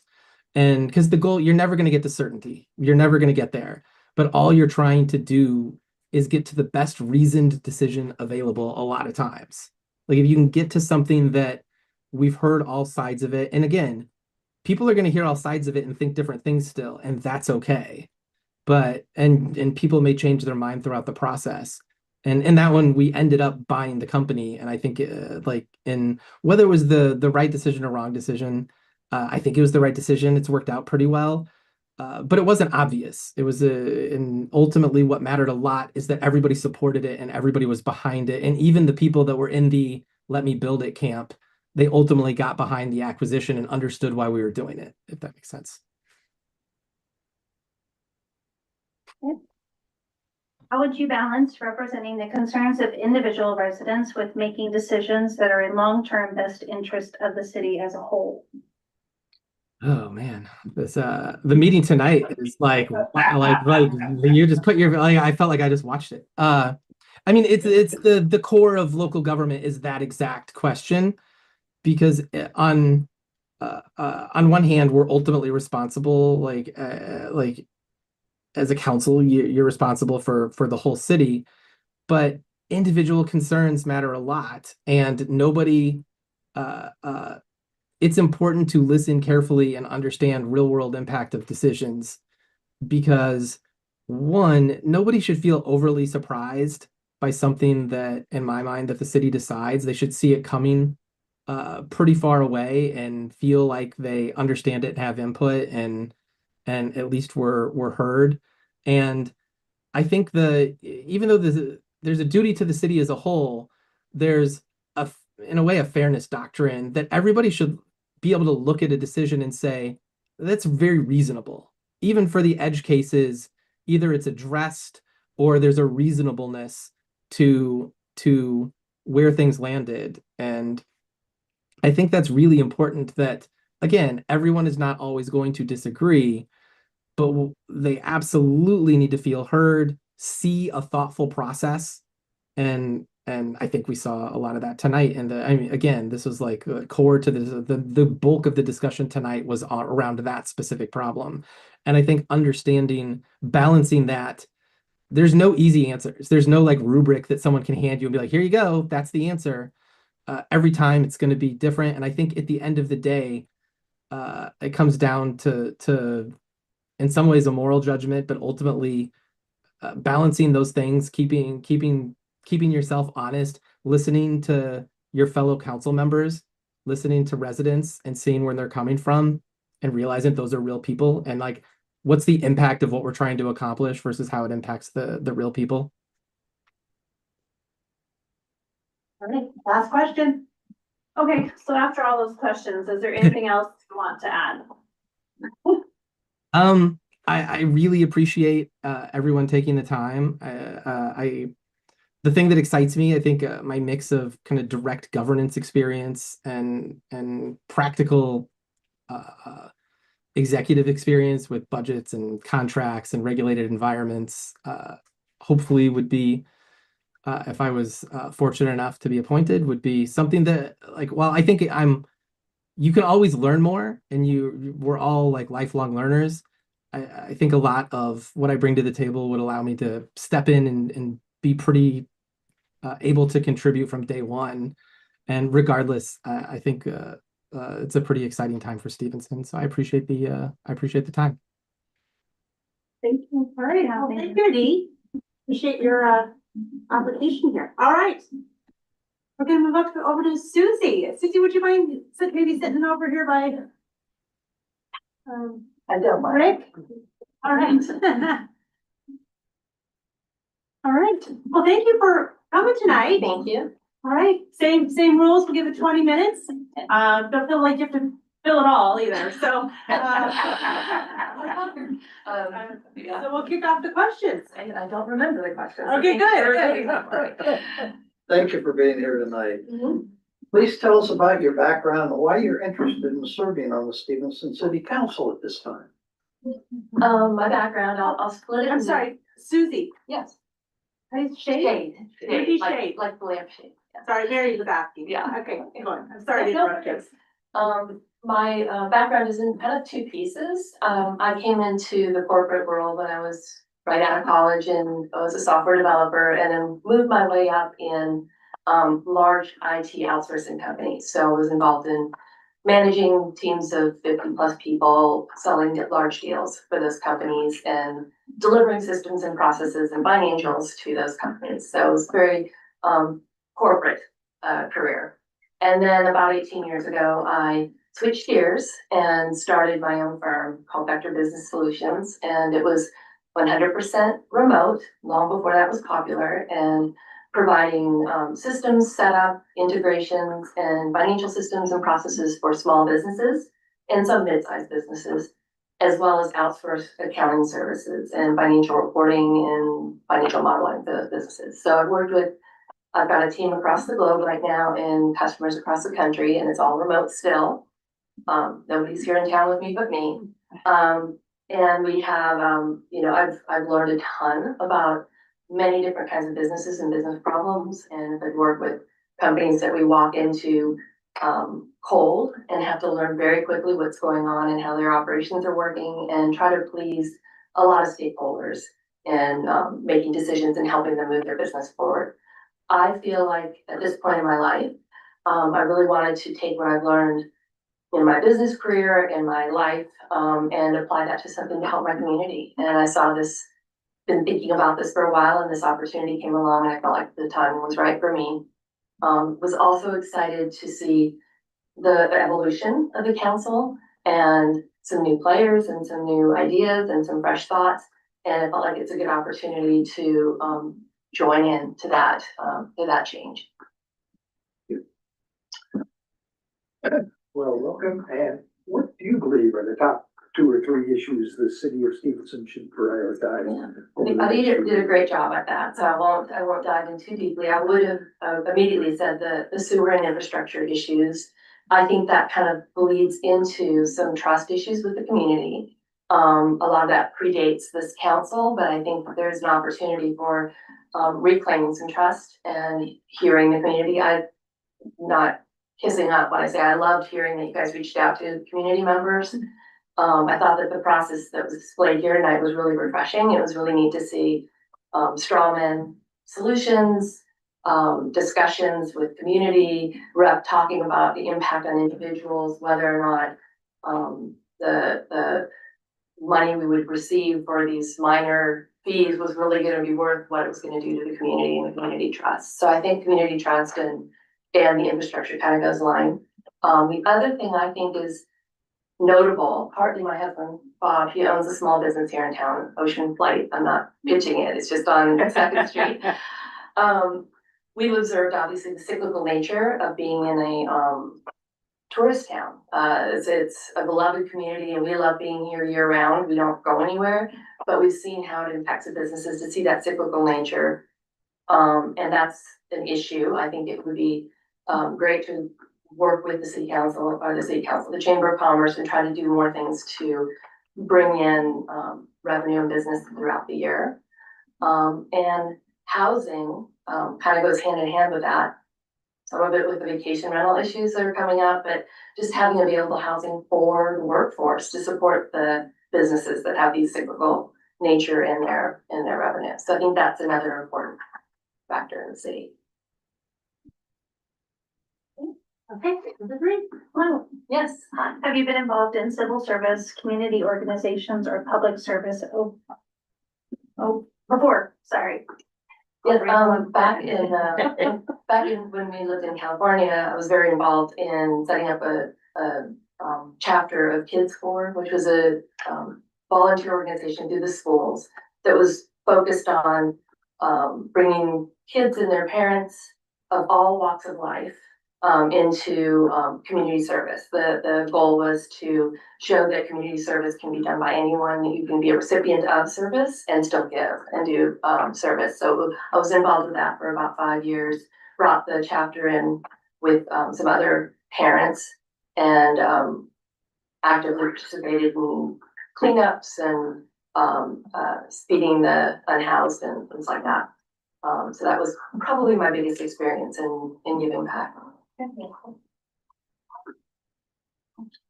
Okay. Hello. City council members work closely with the public, city staff, fellow council members, the mayor, and public organizations such as the county chamber and port. What experience do you have working collaboratively with different groups of people? Quite a bit of experience of that, and mostly in my business life, and more recently, it's been with working with companies that'll bring us in and have us advise them on their systems and their processes and their finances. We're often dealing with investors who have one agenda, business owners who might have a more personal agenda, employees, and day-to-day workers who have different perspectives and different needs as well. And often my own employees and myself have different agendas in that whole scheme. So I've learned to be very collaborative. It's very part of my nature to want to work with everyone, understand everyone's priorities. I'm also rather data driven. So I have empathy and I like to hear all the sides of the story, but I like to back up anecdotal stories and feelings with data. So I like to try to support that, and that helps, I think, communicate decisions in a way that's meaningful. To say we're doing something just because it feels good doesn't always really address the problems. So if the more that we can find out what supports those feelings and why they feel that way and what they need, then you can bring some data to the table and communicate really strongly your position and your decisions at the end of the day.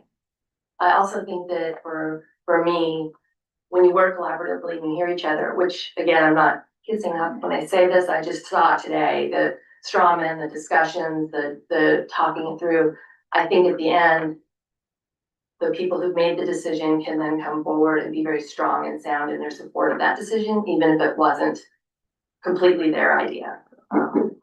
So did that answer your question? Yeah. I ramble, I know, I'm sorry. Yeah. City council sets policy and provides direction while staff are responsible for day-to-day operation. How do you see the roles of the council member in relation to staff administration? As you just described, I see it as a, advisory and policy setting, and also a monitoring board. I do think that, especially in a small town, that the unique experiences of the council could be brought in as needed to help. I heard things about financial modeling or needs to, and I was chomping at the bit of thinking about, well, I could help with that, and not to take over or to direct, but to be a resource to the city as needed and on the administrative side. And I think that even just as a citizen, that's something I would want to be available to do if I did not get this role. I'd be happy to participate in. Okay, thank you. Describe the time when you had to make a difficult decision with incomplete information. How did you approach it? Thanks. I had to think about that one. I was glad I got a little notice on that one. Because there are a lot of difficult decisions and I almost never have enough information because I'm sort of data driven and I always want all the answers. But I do find that I think probably a good example was when I was in my big corporate career and we were outsourcing, we'd go into a company, a housing company, they were building the developer, and then we were going to take over their entire IT organization. And those decisions had to be made within a month and contracted and financials written up and commit to delivering those services. And you don't know everything. You don't know all their people. You don't understand all the systems. You do not understand what you're taking on, but you're being driven to this deadline for corporate reasons. And I think that what I learned out of that was being honest about what you know and what you don't know in the decision process, trying to fill those gaps and figuring out where the gaps are the most meaningful, what information is really going to be telling in this decision versus what is noise that we don't have to have the details on. So taking that approach and then building in assumptions to your decision and making sure everyone knows what those are. Thank you. Mm-hmm. How would you balance representing the concerns of individual residents with making decisions that are in the long-term best interest of the city as a whole? Probably the toughest part, and I can imagine that's a lot of what's made the sewer ordinance take years to resolve. It sounds like we're close. I think a lot of it is being heard, letting the citizens speak their part.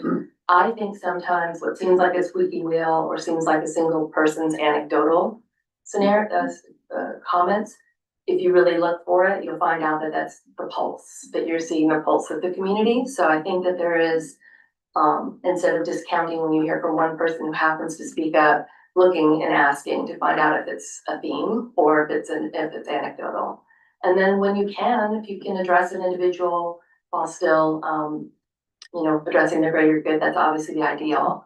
But I think looking to see if there's more to it than just one person's particular grievance. Okay, so with all that said, is there anything else you want to add that you might, if we want to know? I'll just add that Bob and I moved here 3.5 years ago, but we're staying. We're not, we came, we stay, we don't have any intention of ever doing anything else. We picked this place, we both work remotely. We picked Stevenson because we fell in love with it. We love the small town, the community, the character, and we want to help preserve that as the city's going through a lot of changes and growth. We know that growth is positive, but there's also a lot of things we'd like to preserve in the city as well and want to help do that. And again, I would offer up my assistance if I am not asked to serve, I'll serve in other ways. So I would love to and be honored to serve on this board. Thank you. Thank you, Susie. Thank you. For coming out tonight. Mhm. And, Can I go back and sit? Yes, yes. All right. Well, Tad, welcome, good evening. So Tad Roth, It's actually Thad. Thad, I'm sorry, Thad. That's okay. The best iteration of that, of my name was given by my wife's 4-year-old daughter when she first met me. She called me Plaid. Oh, So- that might work, yeah. Hence the shirt. That's not where I was going with it. Oh my goodness, I'm the last one. All right, let's kick this off. Dave? So, by the way, thanks for being here and staying so long. Well, you folks are the ones that are enduring this, so thanks for that. Please tell us about your background and why you're interested in serving on the Stevenson City Council in this time.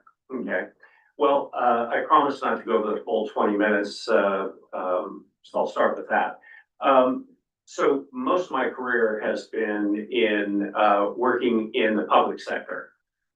If you notice on my application, I've got a master's degree in public administration. It's something that I value in terms of my overall career is in serving in these kinds of roles. So that's what's attractive about this position.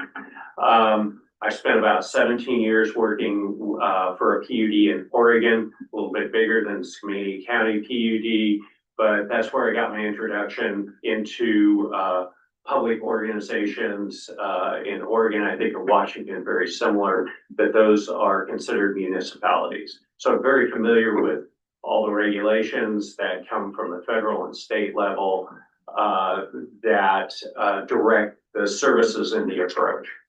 The other thing that I guess I would, and after I moved from the PUD, I moved to a nonprofit that delivered services mandated through state legislation and overseen by the Oregon Public Utility Commission. I managed programs especially focused on residential customers that delivered efficiency services that are mandated by the utilities to fund to their customers, and it ranges residential, commercial, industrial customers. So I have extensive experience understanding the intent of legislation, how it shows up in regulation, and then how that's implemented. All the topics that went on just tonight, not to mention the other 11 months of the year that this council does its work. And I guess the last thing I would leave you with, so that's my background. I've had a lot of experience doing that. I've developed budgets on an annual basis, development plans to deliver services that are mandated or expected from the programs that I oversaw, and I manage the folks and I manage the stakeholders that make those programs work in a statewide effort. And the last thing that I'd leave you with is that I'm a big advocate of the role of government. Government really has responsibilities that can't be met by the private sector. You have to have both. One can't do it without the other, but there are real services and real responsibilities that delivering quality public services benefit a community and make a community vibrant. And I think that that's really important here in a small community like Stevenson, because even though it's a small community, there are big expectations and they're not dictated by the community themselves.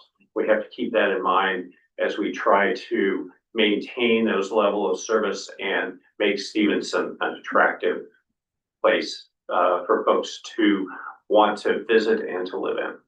Stop there.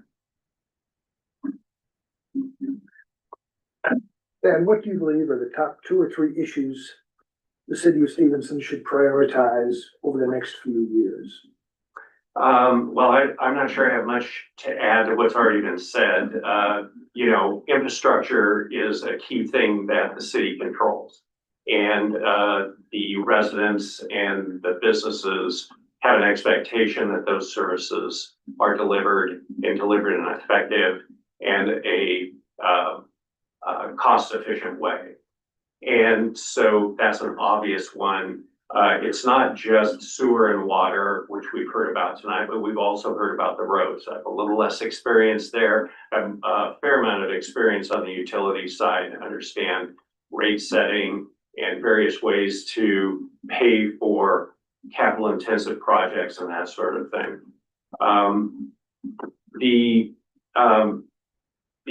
other issue, the other two issues I guess I'd focus on is an opportunity.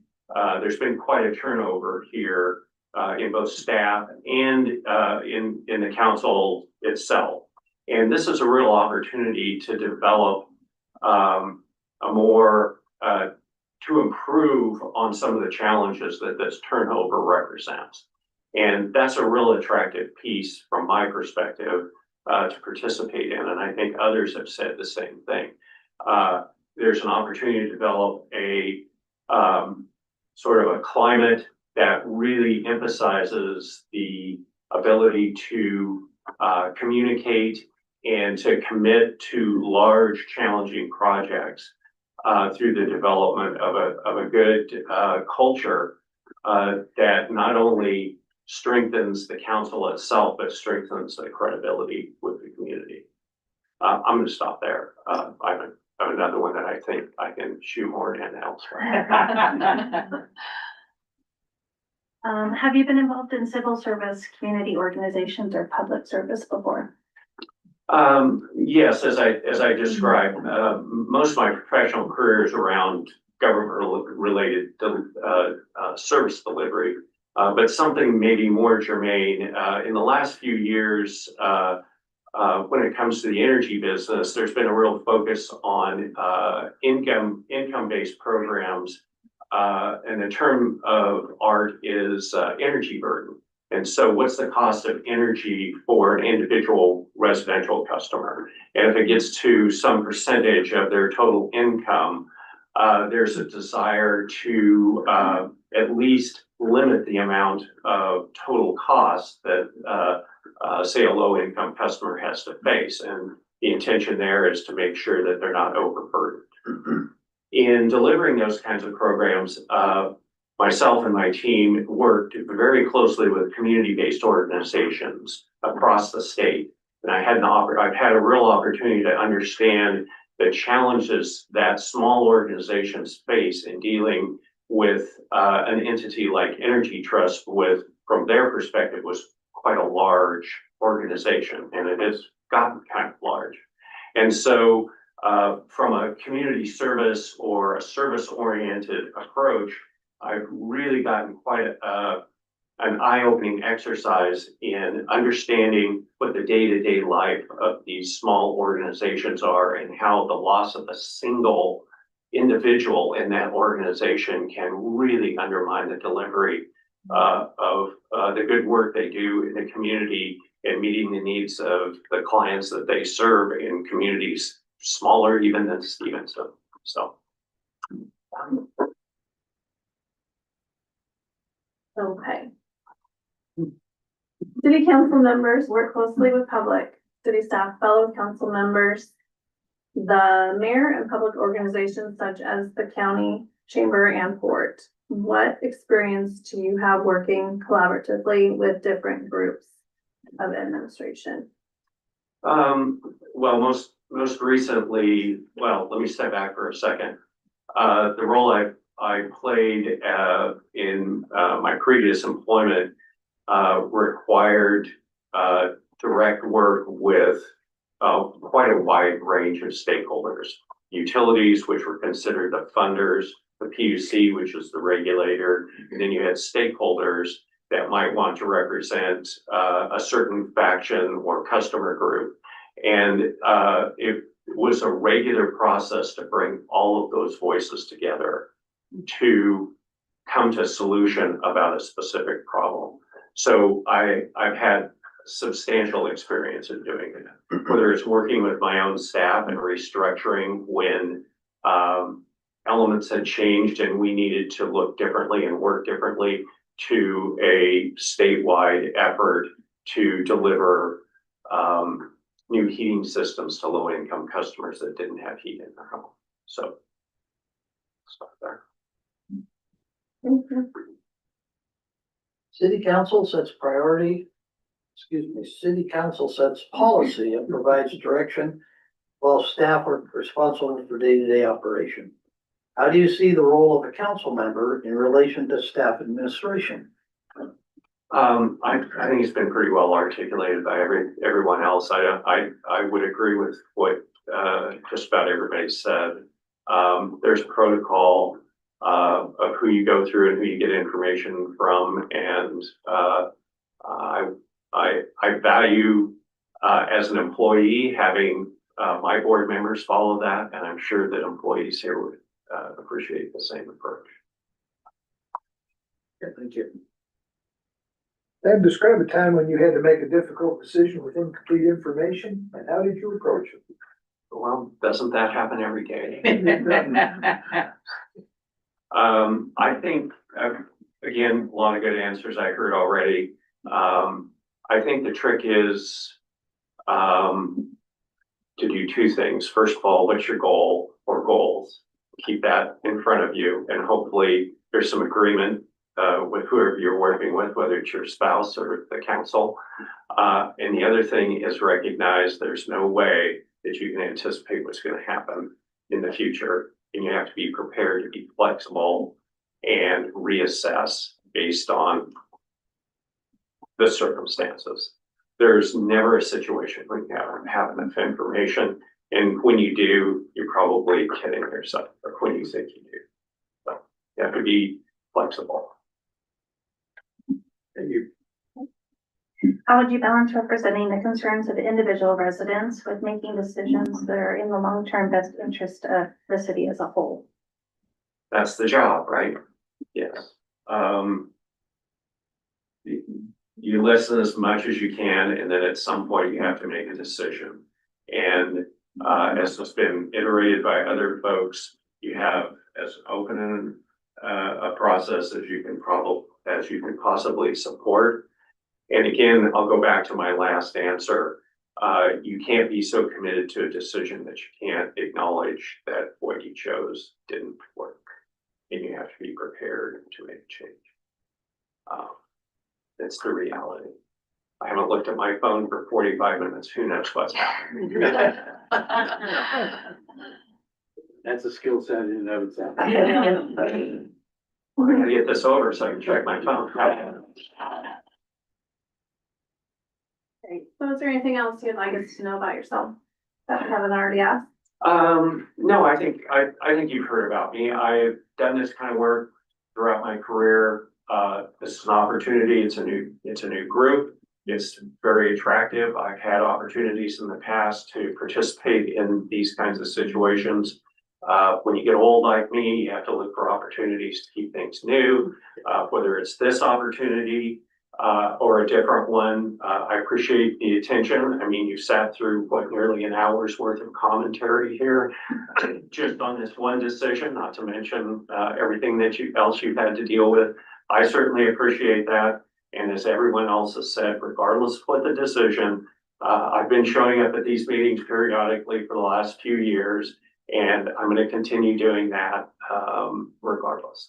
So, and thanks again. Appreciate it. Thank you. Thank you. Thank you. Thank you. All right. That concludes the interview portion. So I think, so thank you all three. I mean, these are three great candidates. I just want to set the stage there. I'm hoping, what are we thinking for executive session time? 10 minutes? 5? Again, whatever you said, if you say 5 and you go 6, we gotta come out, so give yourself that buffer. You know, you've got 3 candidates tonight as opposed to, I would say 10 to 15 minutes. Let's do 10 and then if Then we you need have to come back. Okay. All right, so. You just announce on the record then that we are moving into executive session. Yeah, everybody. We said Yeah. Yeah, everybody. We'll come back though. We come back. Okay, we'll come back to you. Thankfully, it's not raining. All right, we're going into executive session at 8:39 or 8:40. Okay. Yeah, wait for there. Good night, Mary.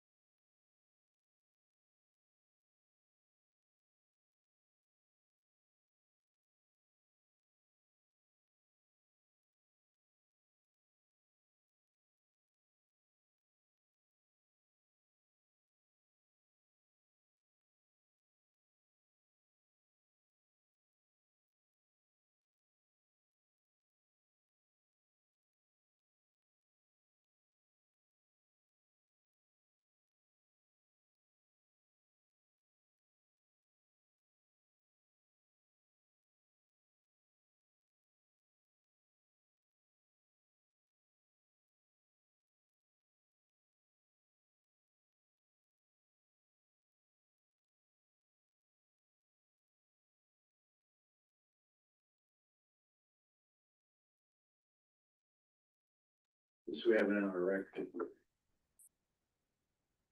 Thank you. So we've come out of executive session to let you know that we're gonna go back in for an additional 5 minutes, for those that may be on the channel.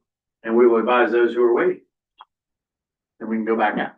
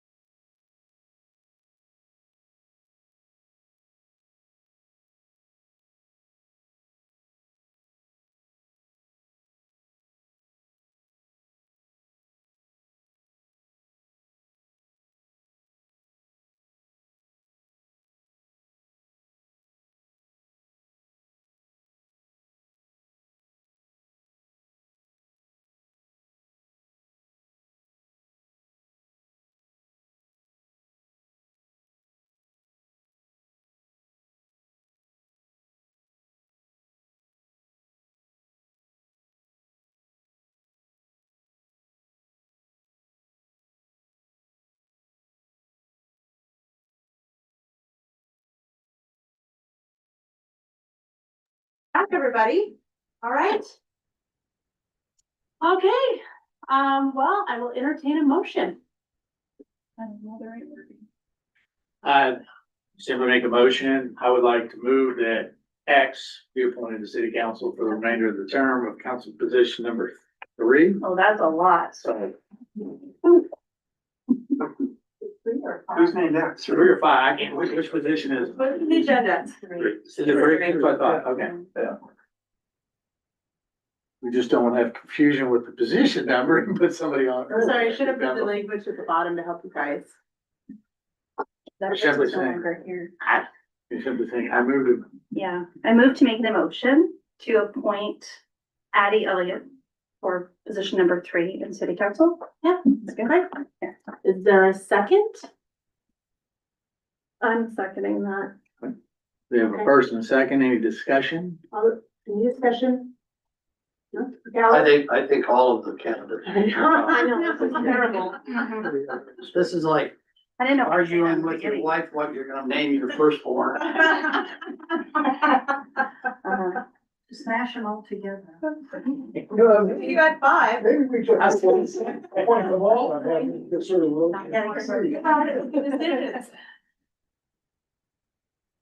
All right, We have a motion on the table. yeah. Yep. All those in, or, is it, all those in favor? Yeah. Say aye. Aye. Okay.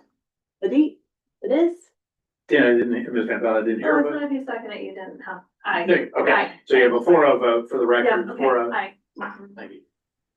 Well, candidates, thank you so much for coming tonight, and please don't be a stranger, and we will be calling you. This was just really, really tough tonight, and you have, both of you have so much experience, and honestly, our city needs you. I need you. So please don't take this, because as we know, this comes back around, and I know. We walked out the door and all said, the city's in good hands. It is. It's like, so, I will say, no offense taken, I'm thrilled to help out. I actually did this the first time, and I didn't get selected. And now here I am the mayor, so just careful. Congratulations. Thanks. And to the candidates to know that the planning commission has not made their replacement. They have held it over for their next meeting. That's right. It may be a special meeting. They do have 2 candidates. I believe you can still put in your name if you would like to. They did not make a vote on Monday night because one of the candidates couldn't be there live. Okay. So that is still open if anybody's interested. We do have a very big need on the planning commission. Yeah. And that's a Monday night meeting as opposed to Thursday night. Because we have a need for some good people like you guys, so we will find a way. That's right. Thank you so much. Well, I'm glad you've got a good person. Yeah. So that's great. Great. Thank you guys. Thank you. All right, thank you. Thank you. Bye, guys. We still have Shari. Yes. Mary, Mary likes to have public comment. Well, you can Mary has great comment. Decompress, guys. Congratulations. Great, well, next up is council committee reports. Anybody, anything? Addie, congratulations. Thank you. Thank So, you. I get down here so we can get you, sworn in. I'll help with that. Yeah. Yeah, he says, yeah. All right, So Mayor, if you have any additional public comment you want to solicit? are we on council committee reports? I know, I believe you're at the additional public comment number 16. Oh, well, we Oh, skipped that's true. over council committee reports. We don't have any, correct? Correct. Any issues for the next meeting? I do have a public service announcement I want to announce. I got the spreadsheet that you guys had, the number of people, because it's been bothering me all night, because I used the number 25. They use the number 27. I've been thinking about this all night. The number is actually 26. Oh my God. So please, from now on, we're all gonna use the 26 number. Okay. Is that right? Okay, okay. Okay. 26, it's very important to me, that's all I had. Appreciate you sharing that. Issues for the next meeting. We can follow up with you guys individually on that. And additional public comment, Mary. Well, thank you, Mayor. I'm going to address Lucy's comments. I do think it is time for our community to do something about becoming more welcoming. There's a lot of hateful comments, that are out there. And, I belong to the League of Women Voters, and we have voted, on a concurrence statement that, every resident and citizen, should be treated with dignity and have access to healthcare and education in our community, resident and citizen, and be treated with dignity. So I think our community can do a resolution on that too. So people who are different don't feel different and are welcome in our community. You know, evolution is still happening. We don't know where we're going, but it's better to be on the safe side and welcome everyone into your fold. The other thing, I looked at the packet and I do get the announcements for the meetings. I didn't see a agenda packet in the notice, because I checked on our city website and the packet wasn't there. This is Thursday, either Wednesday or Tuesday. So I would like to see the packet, because I would have liked to have seen all the whoever was going to be interviewed. The other thing is, as we all know, all effluent flows downhill. And that's addressing the septic issue. Septic fields, you don't know if they failed or not unless you do soil testing.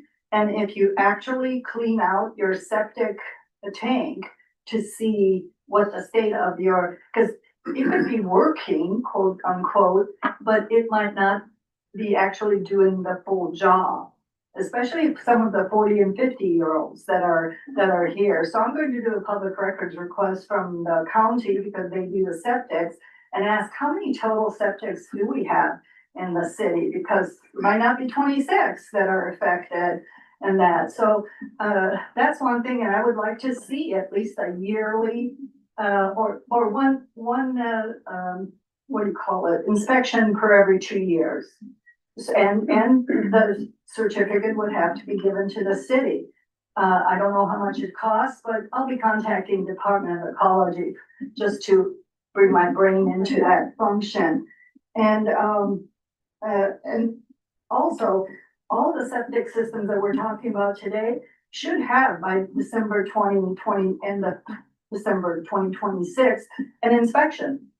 And it should be on the record to see exactly, because we keep, you can't take somebody's word that their septic field is working, because they're just flushing their toilet and putting stuff down into the drain. And a lot of chemicals are used today, and they do affect the integrity of cement or the tanks, the septic tanks. So I think we need to do a little bit more inspecting. And, you know, after Monday's planning commission meeting, I don't think we need to be giving out any waivers for septic. We're looking to connect people to septic, not have them, sewer, not have them stay on septic or build new septic in the community. I don't think it's fair or equitable to the whole community. We're trying to help people to join the sewer, not the other way around, especially commercial. We're in this mess because of commercial. Now, I remember why we are in this mess. It's because we said we need employees, we need employment in this community, so we're going to approve the commercial stuff down at the port. And then effluent flew downhill. So, you know, we got ourselves into this situation. We don't need to keep promoting it forward, and that let's help people join the sewer system and make everything healthier, I think. Thank you. Thank you. All right. We have Brian McNamara over here. And again, I'm here on the sewer issue, own a home nearby, watched the entire meeting. I'm only 5 minutes away. You know what? That's so I could watch in peace. Yeah, oh, okay. Because you know why? Yeah. Because as a public member, I get 3 minutes before the meeting. And I get 3 minutes after. We're not allowed to interject, and I would have lost my mind. seriously, you guys are right back where you started from.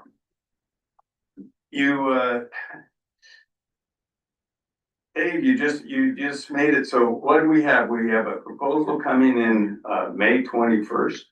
Something's happening May 21st.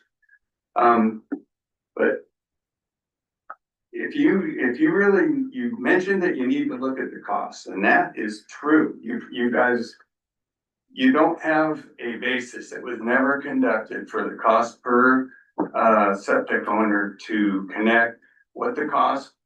Dave, you've mentioned several times that the need to extract the treatment plant, which was neglected, and per what Mary last said,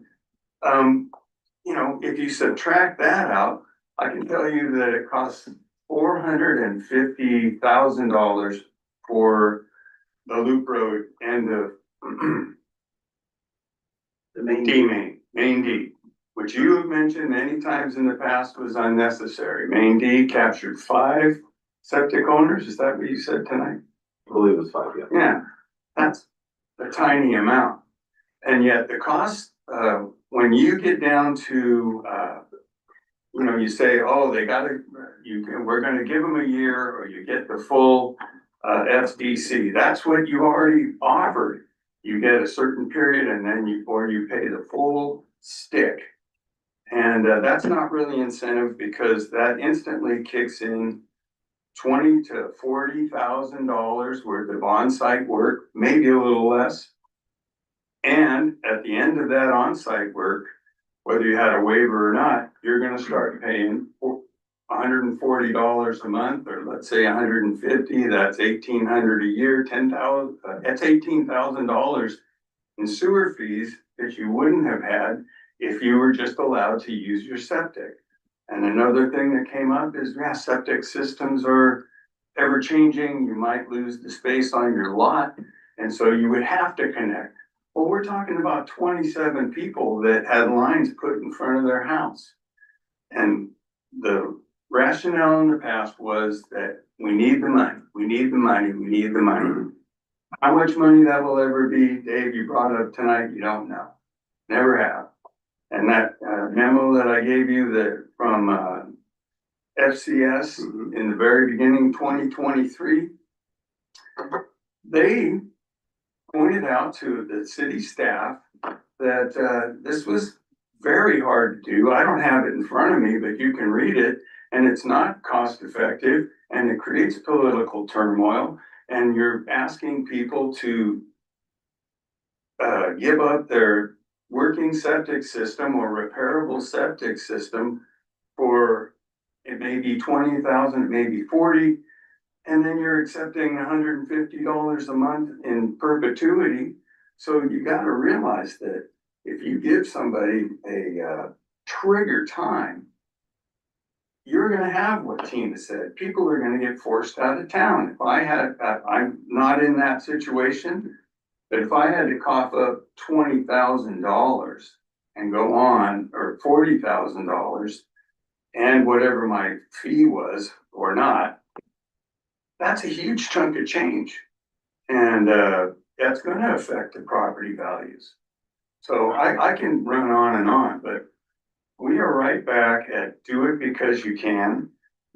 Lost already the track that these are most of us are citizens of Stevenson. We are Stevenson. We pay all the cost of the salaries in town, utilities, maintenance, the sewer treatment plant, all of that, the taxpayers pay, and the levies and everything else. So it's not like we haven't been contributing. What we've had is the line rammed up and then said mandatory on availability. I provided some workable programs. We've asked to be included, and I could just, last month, I could just see the train was coming. We've handed out 3 scenarios between them, and I didn't learn it until yesterday. And okay, so I think I'm done. I would like, you said you might have a working group or workshop. Invite some of us who are knowledgeable that have been working on this, and I know way more after my public records request. the information, like, for instance, were never given to the planning committee or the sewer committee. So I'm not gonna take all your time. I appreciate everything and, but I would like to be involved. Thank you. All right, well, thank you. Oh, Brian, I wanted to ask you a question. question. I don't even. So, Can I adjourn the meeting? Can you guys? Nice to meet you. yeah, why don't you? That's fine. Okay, I'm gonna Go adjourn ahead the and meeting. It is adjourn the, 9:07. 7. I get on my glasses. 8, 6, 8. Eight. Thank you.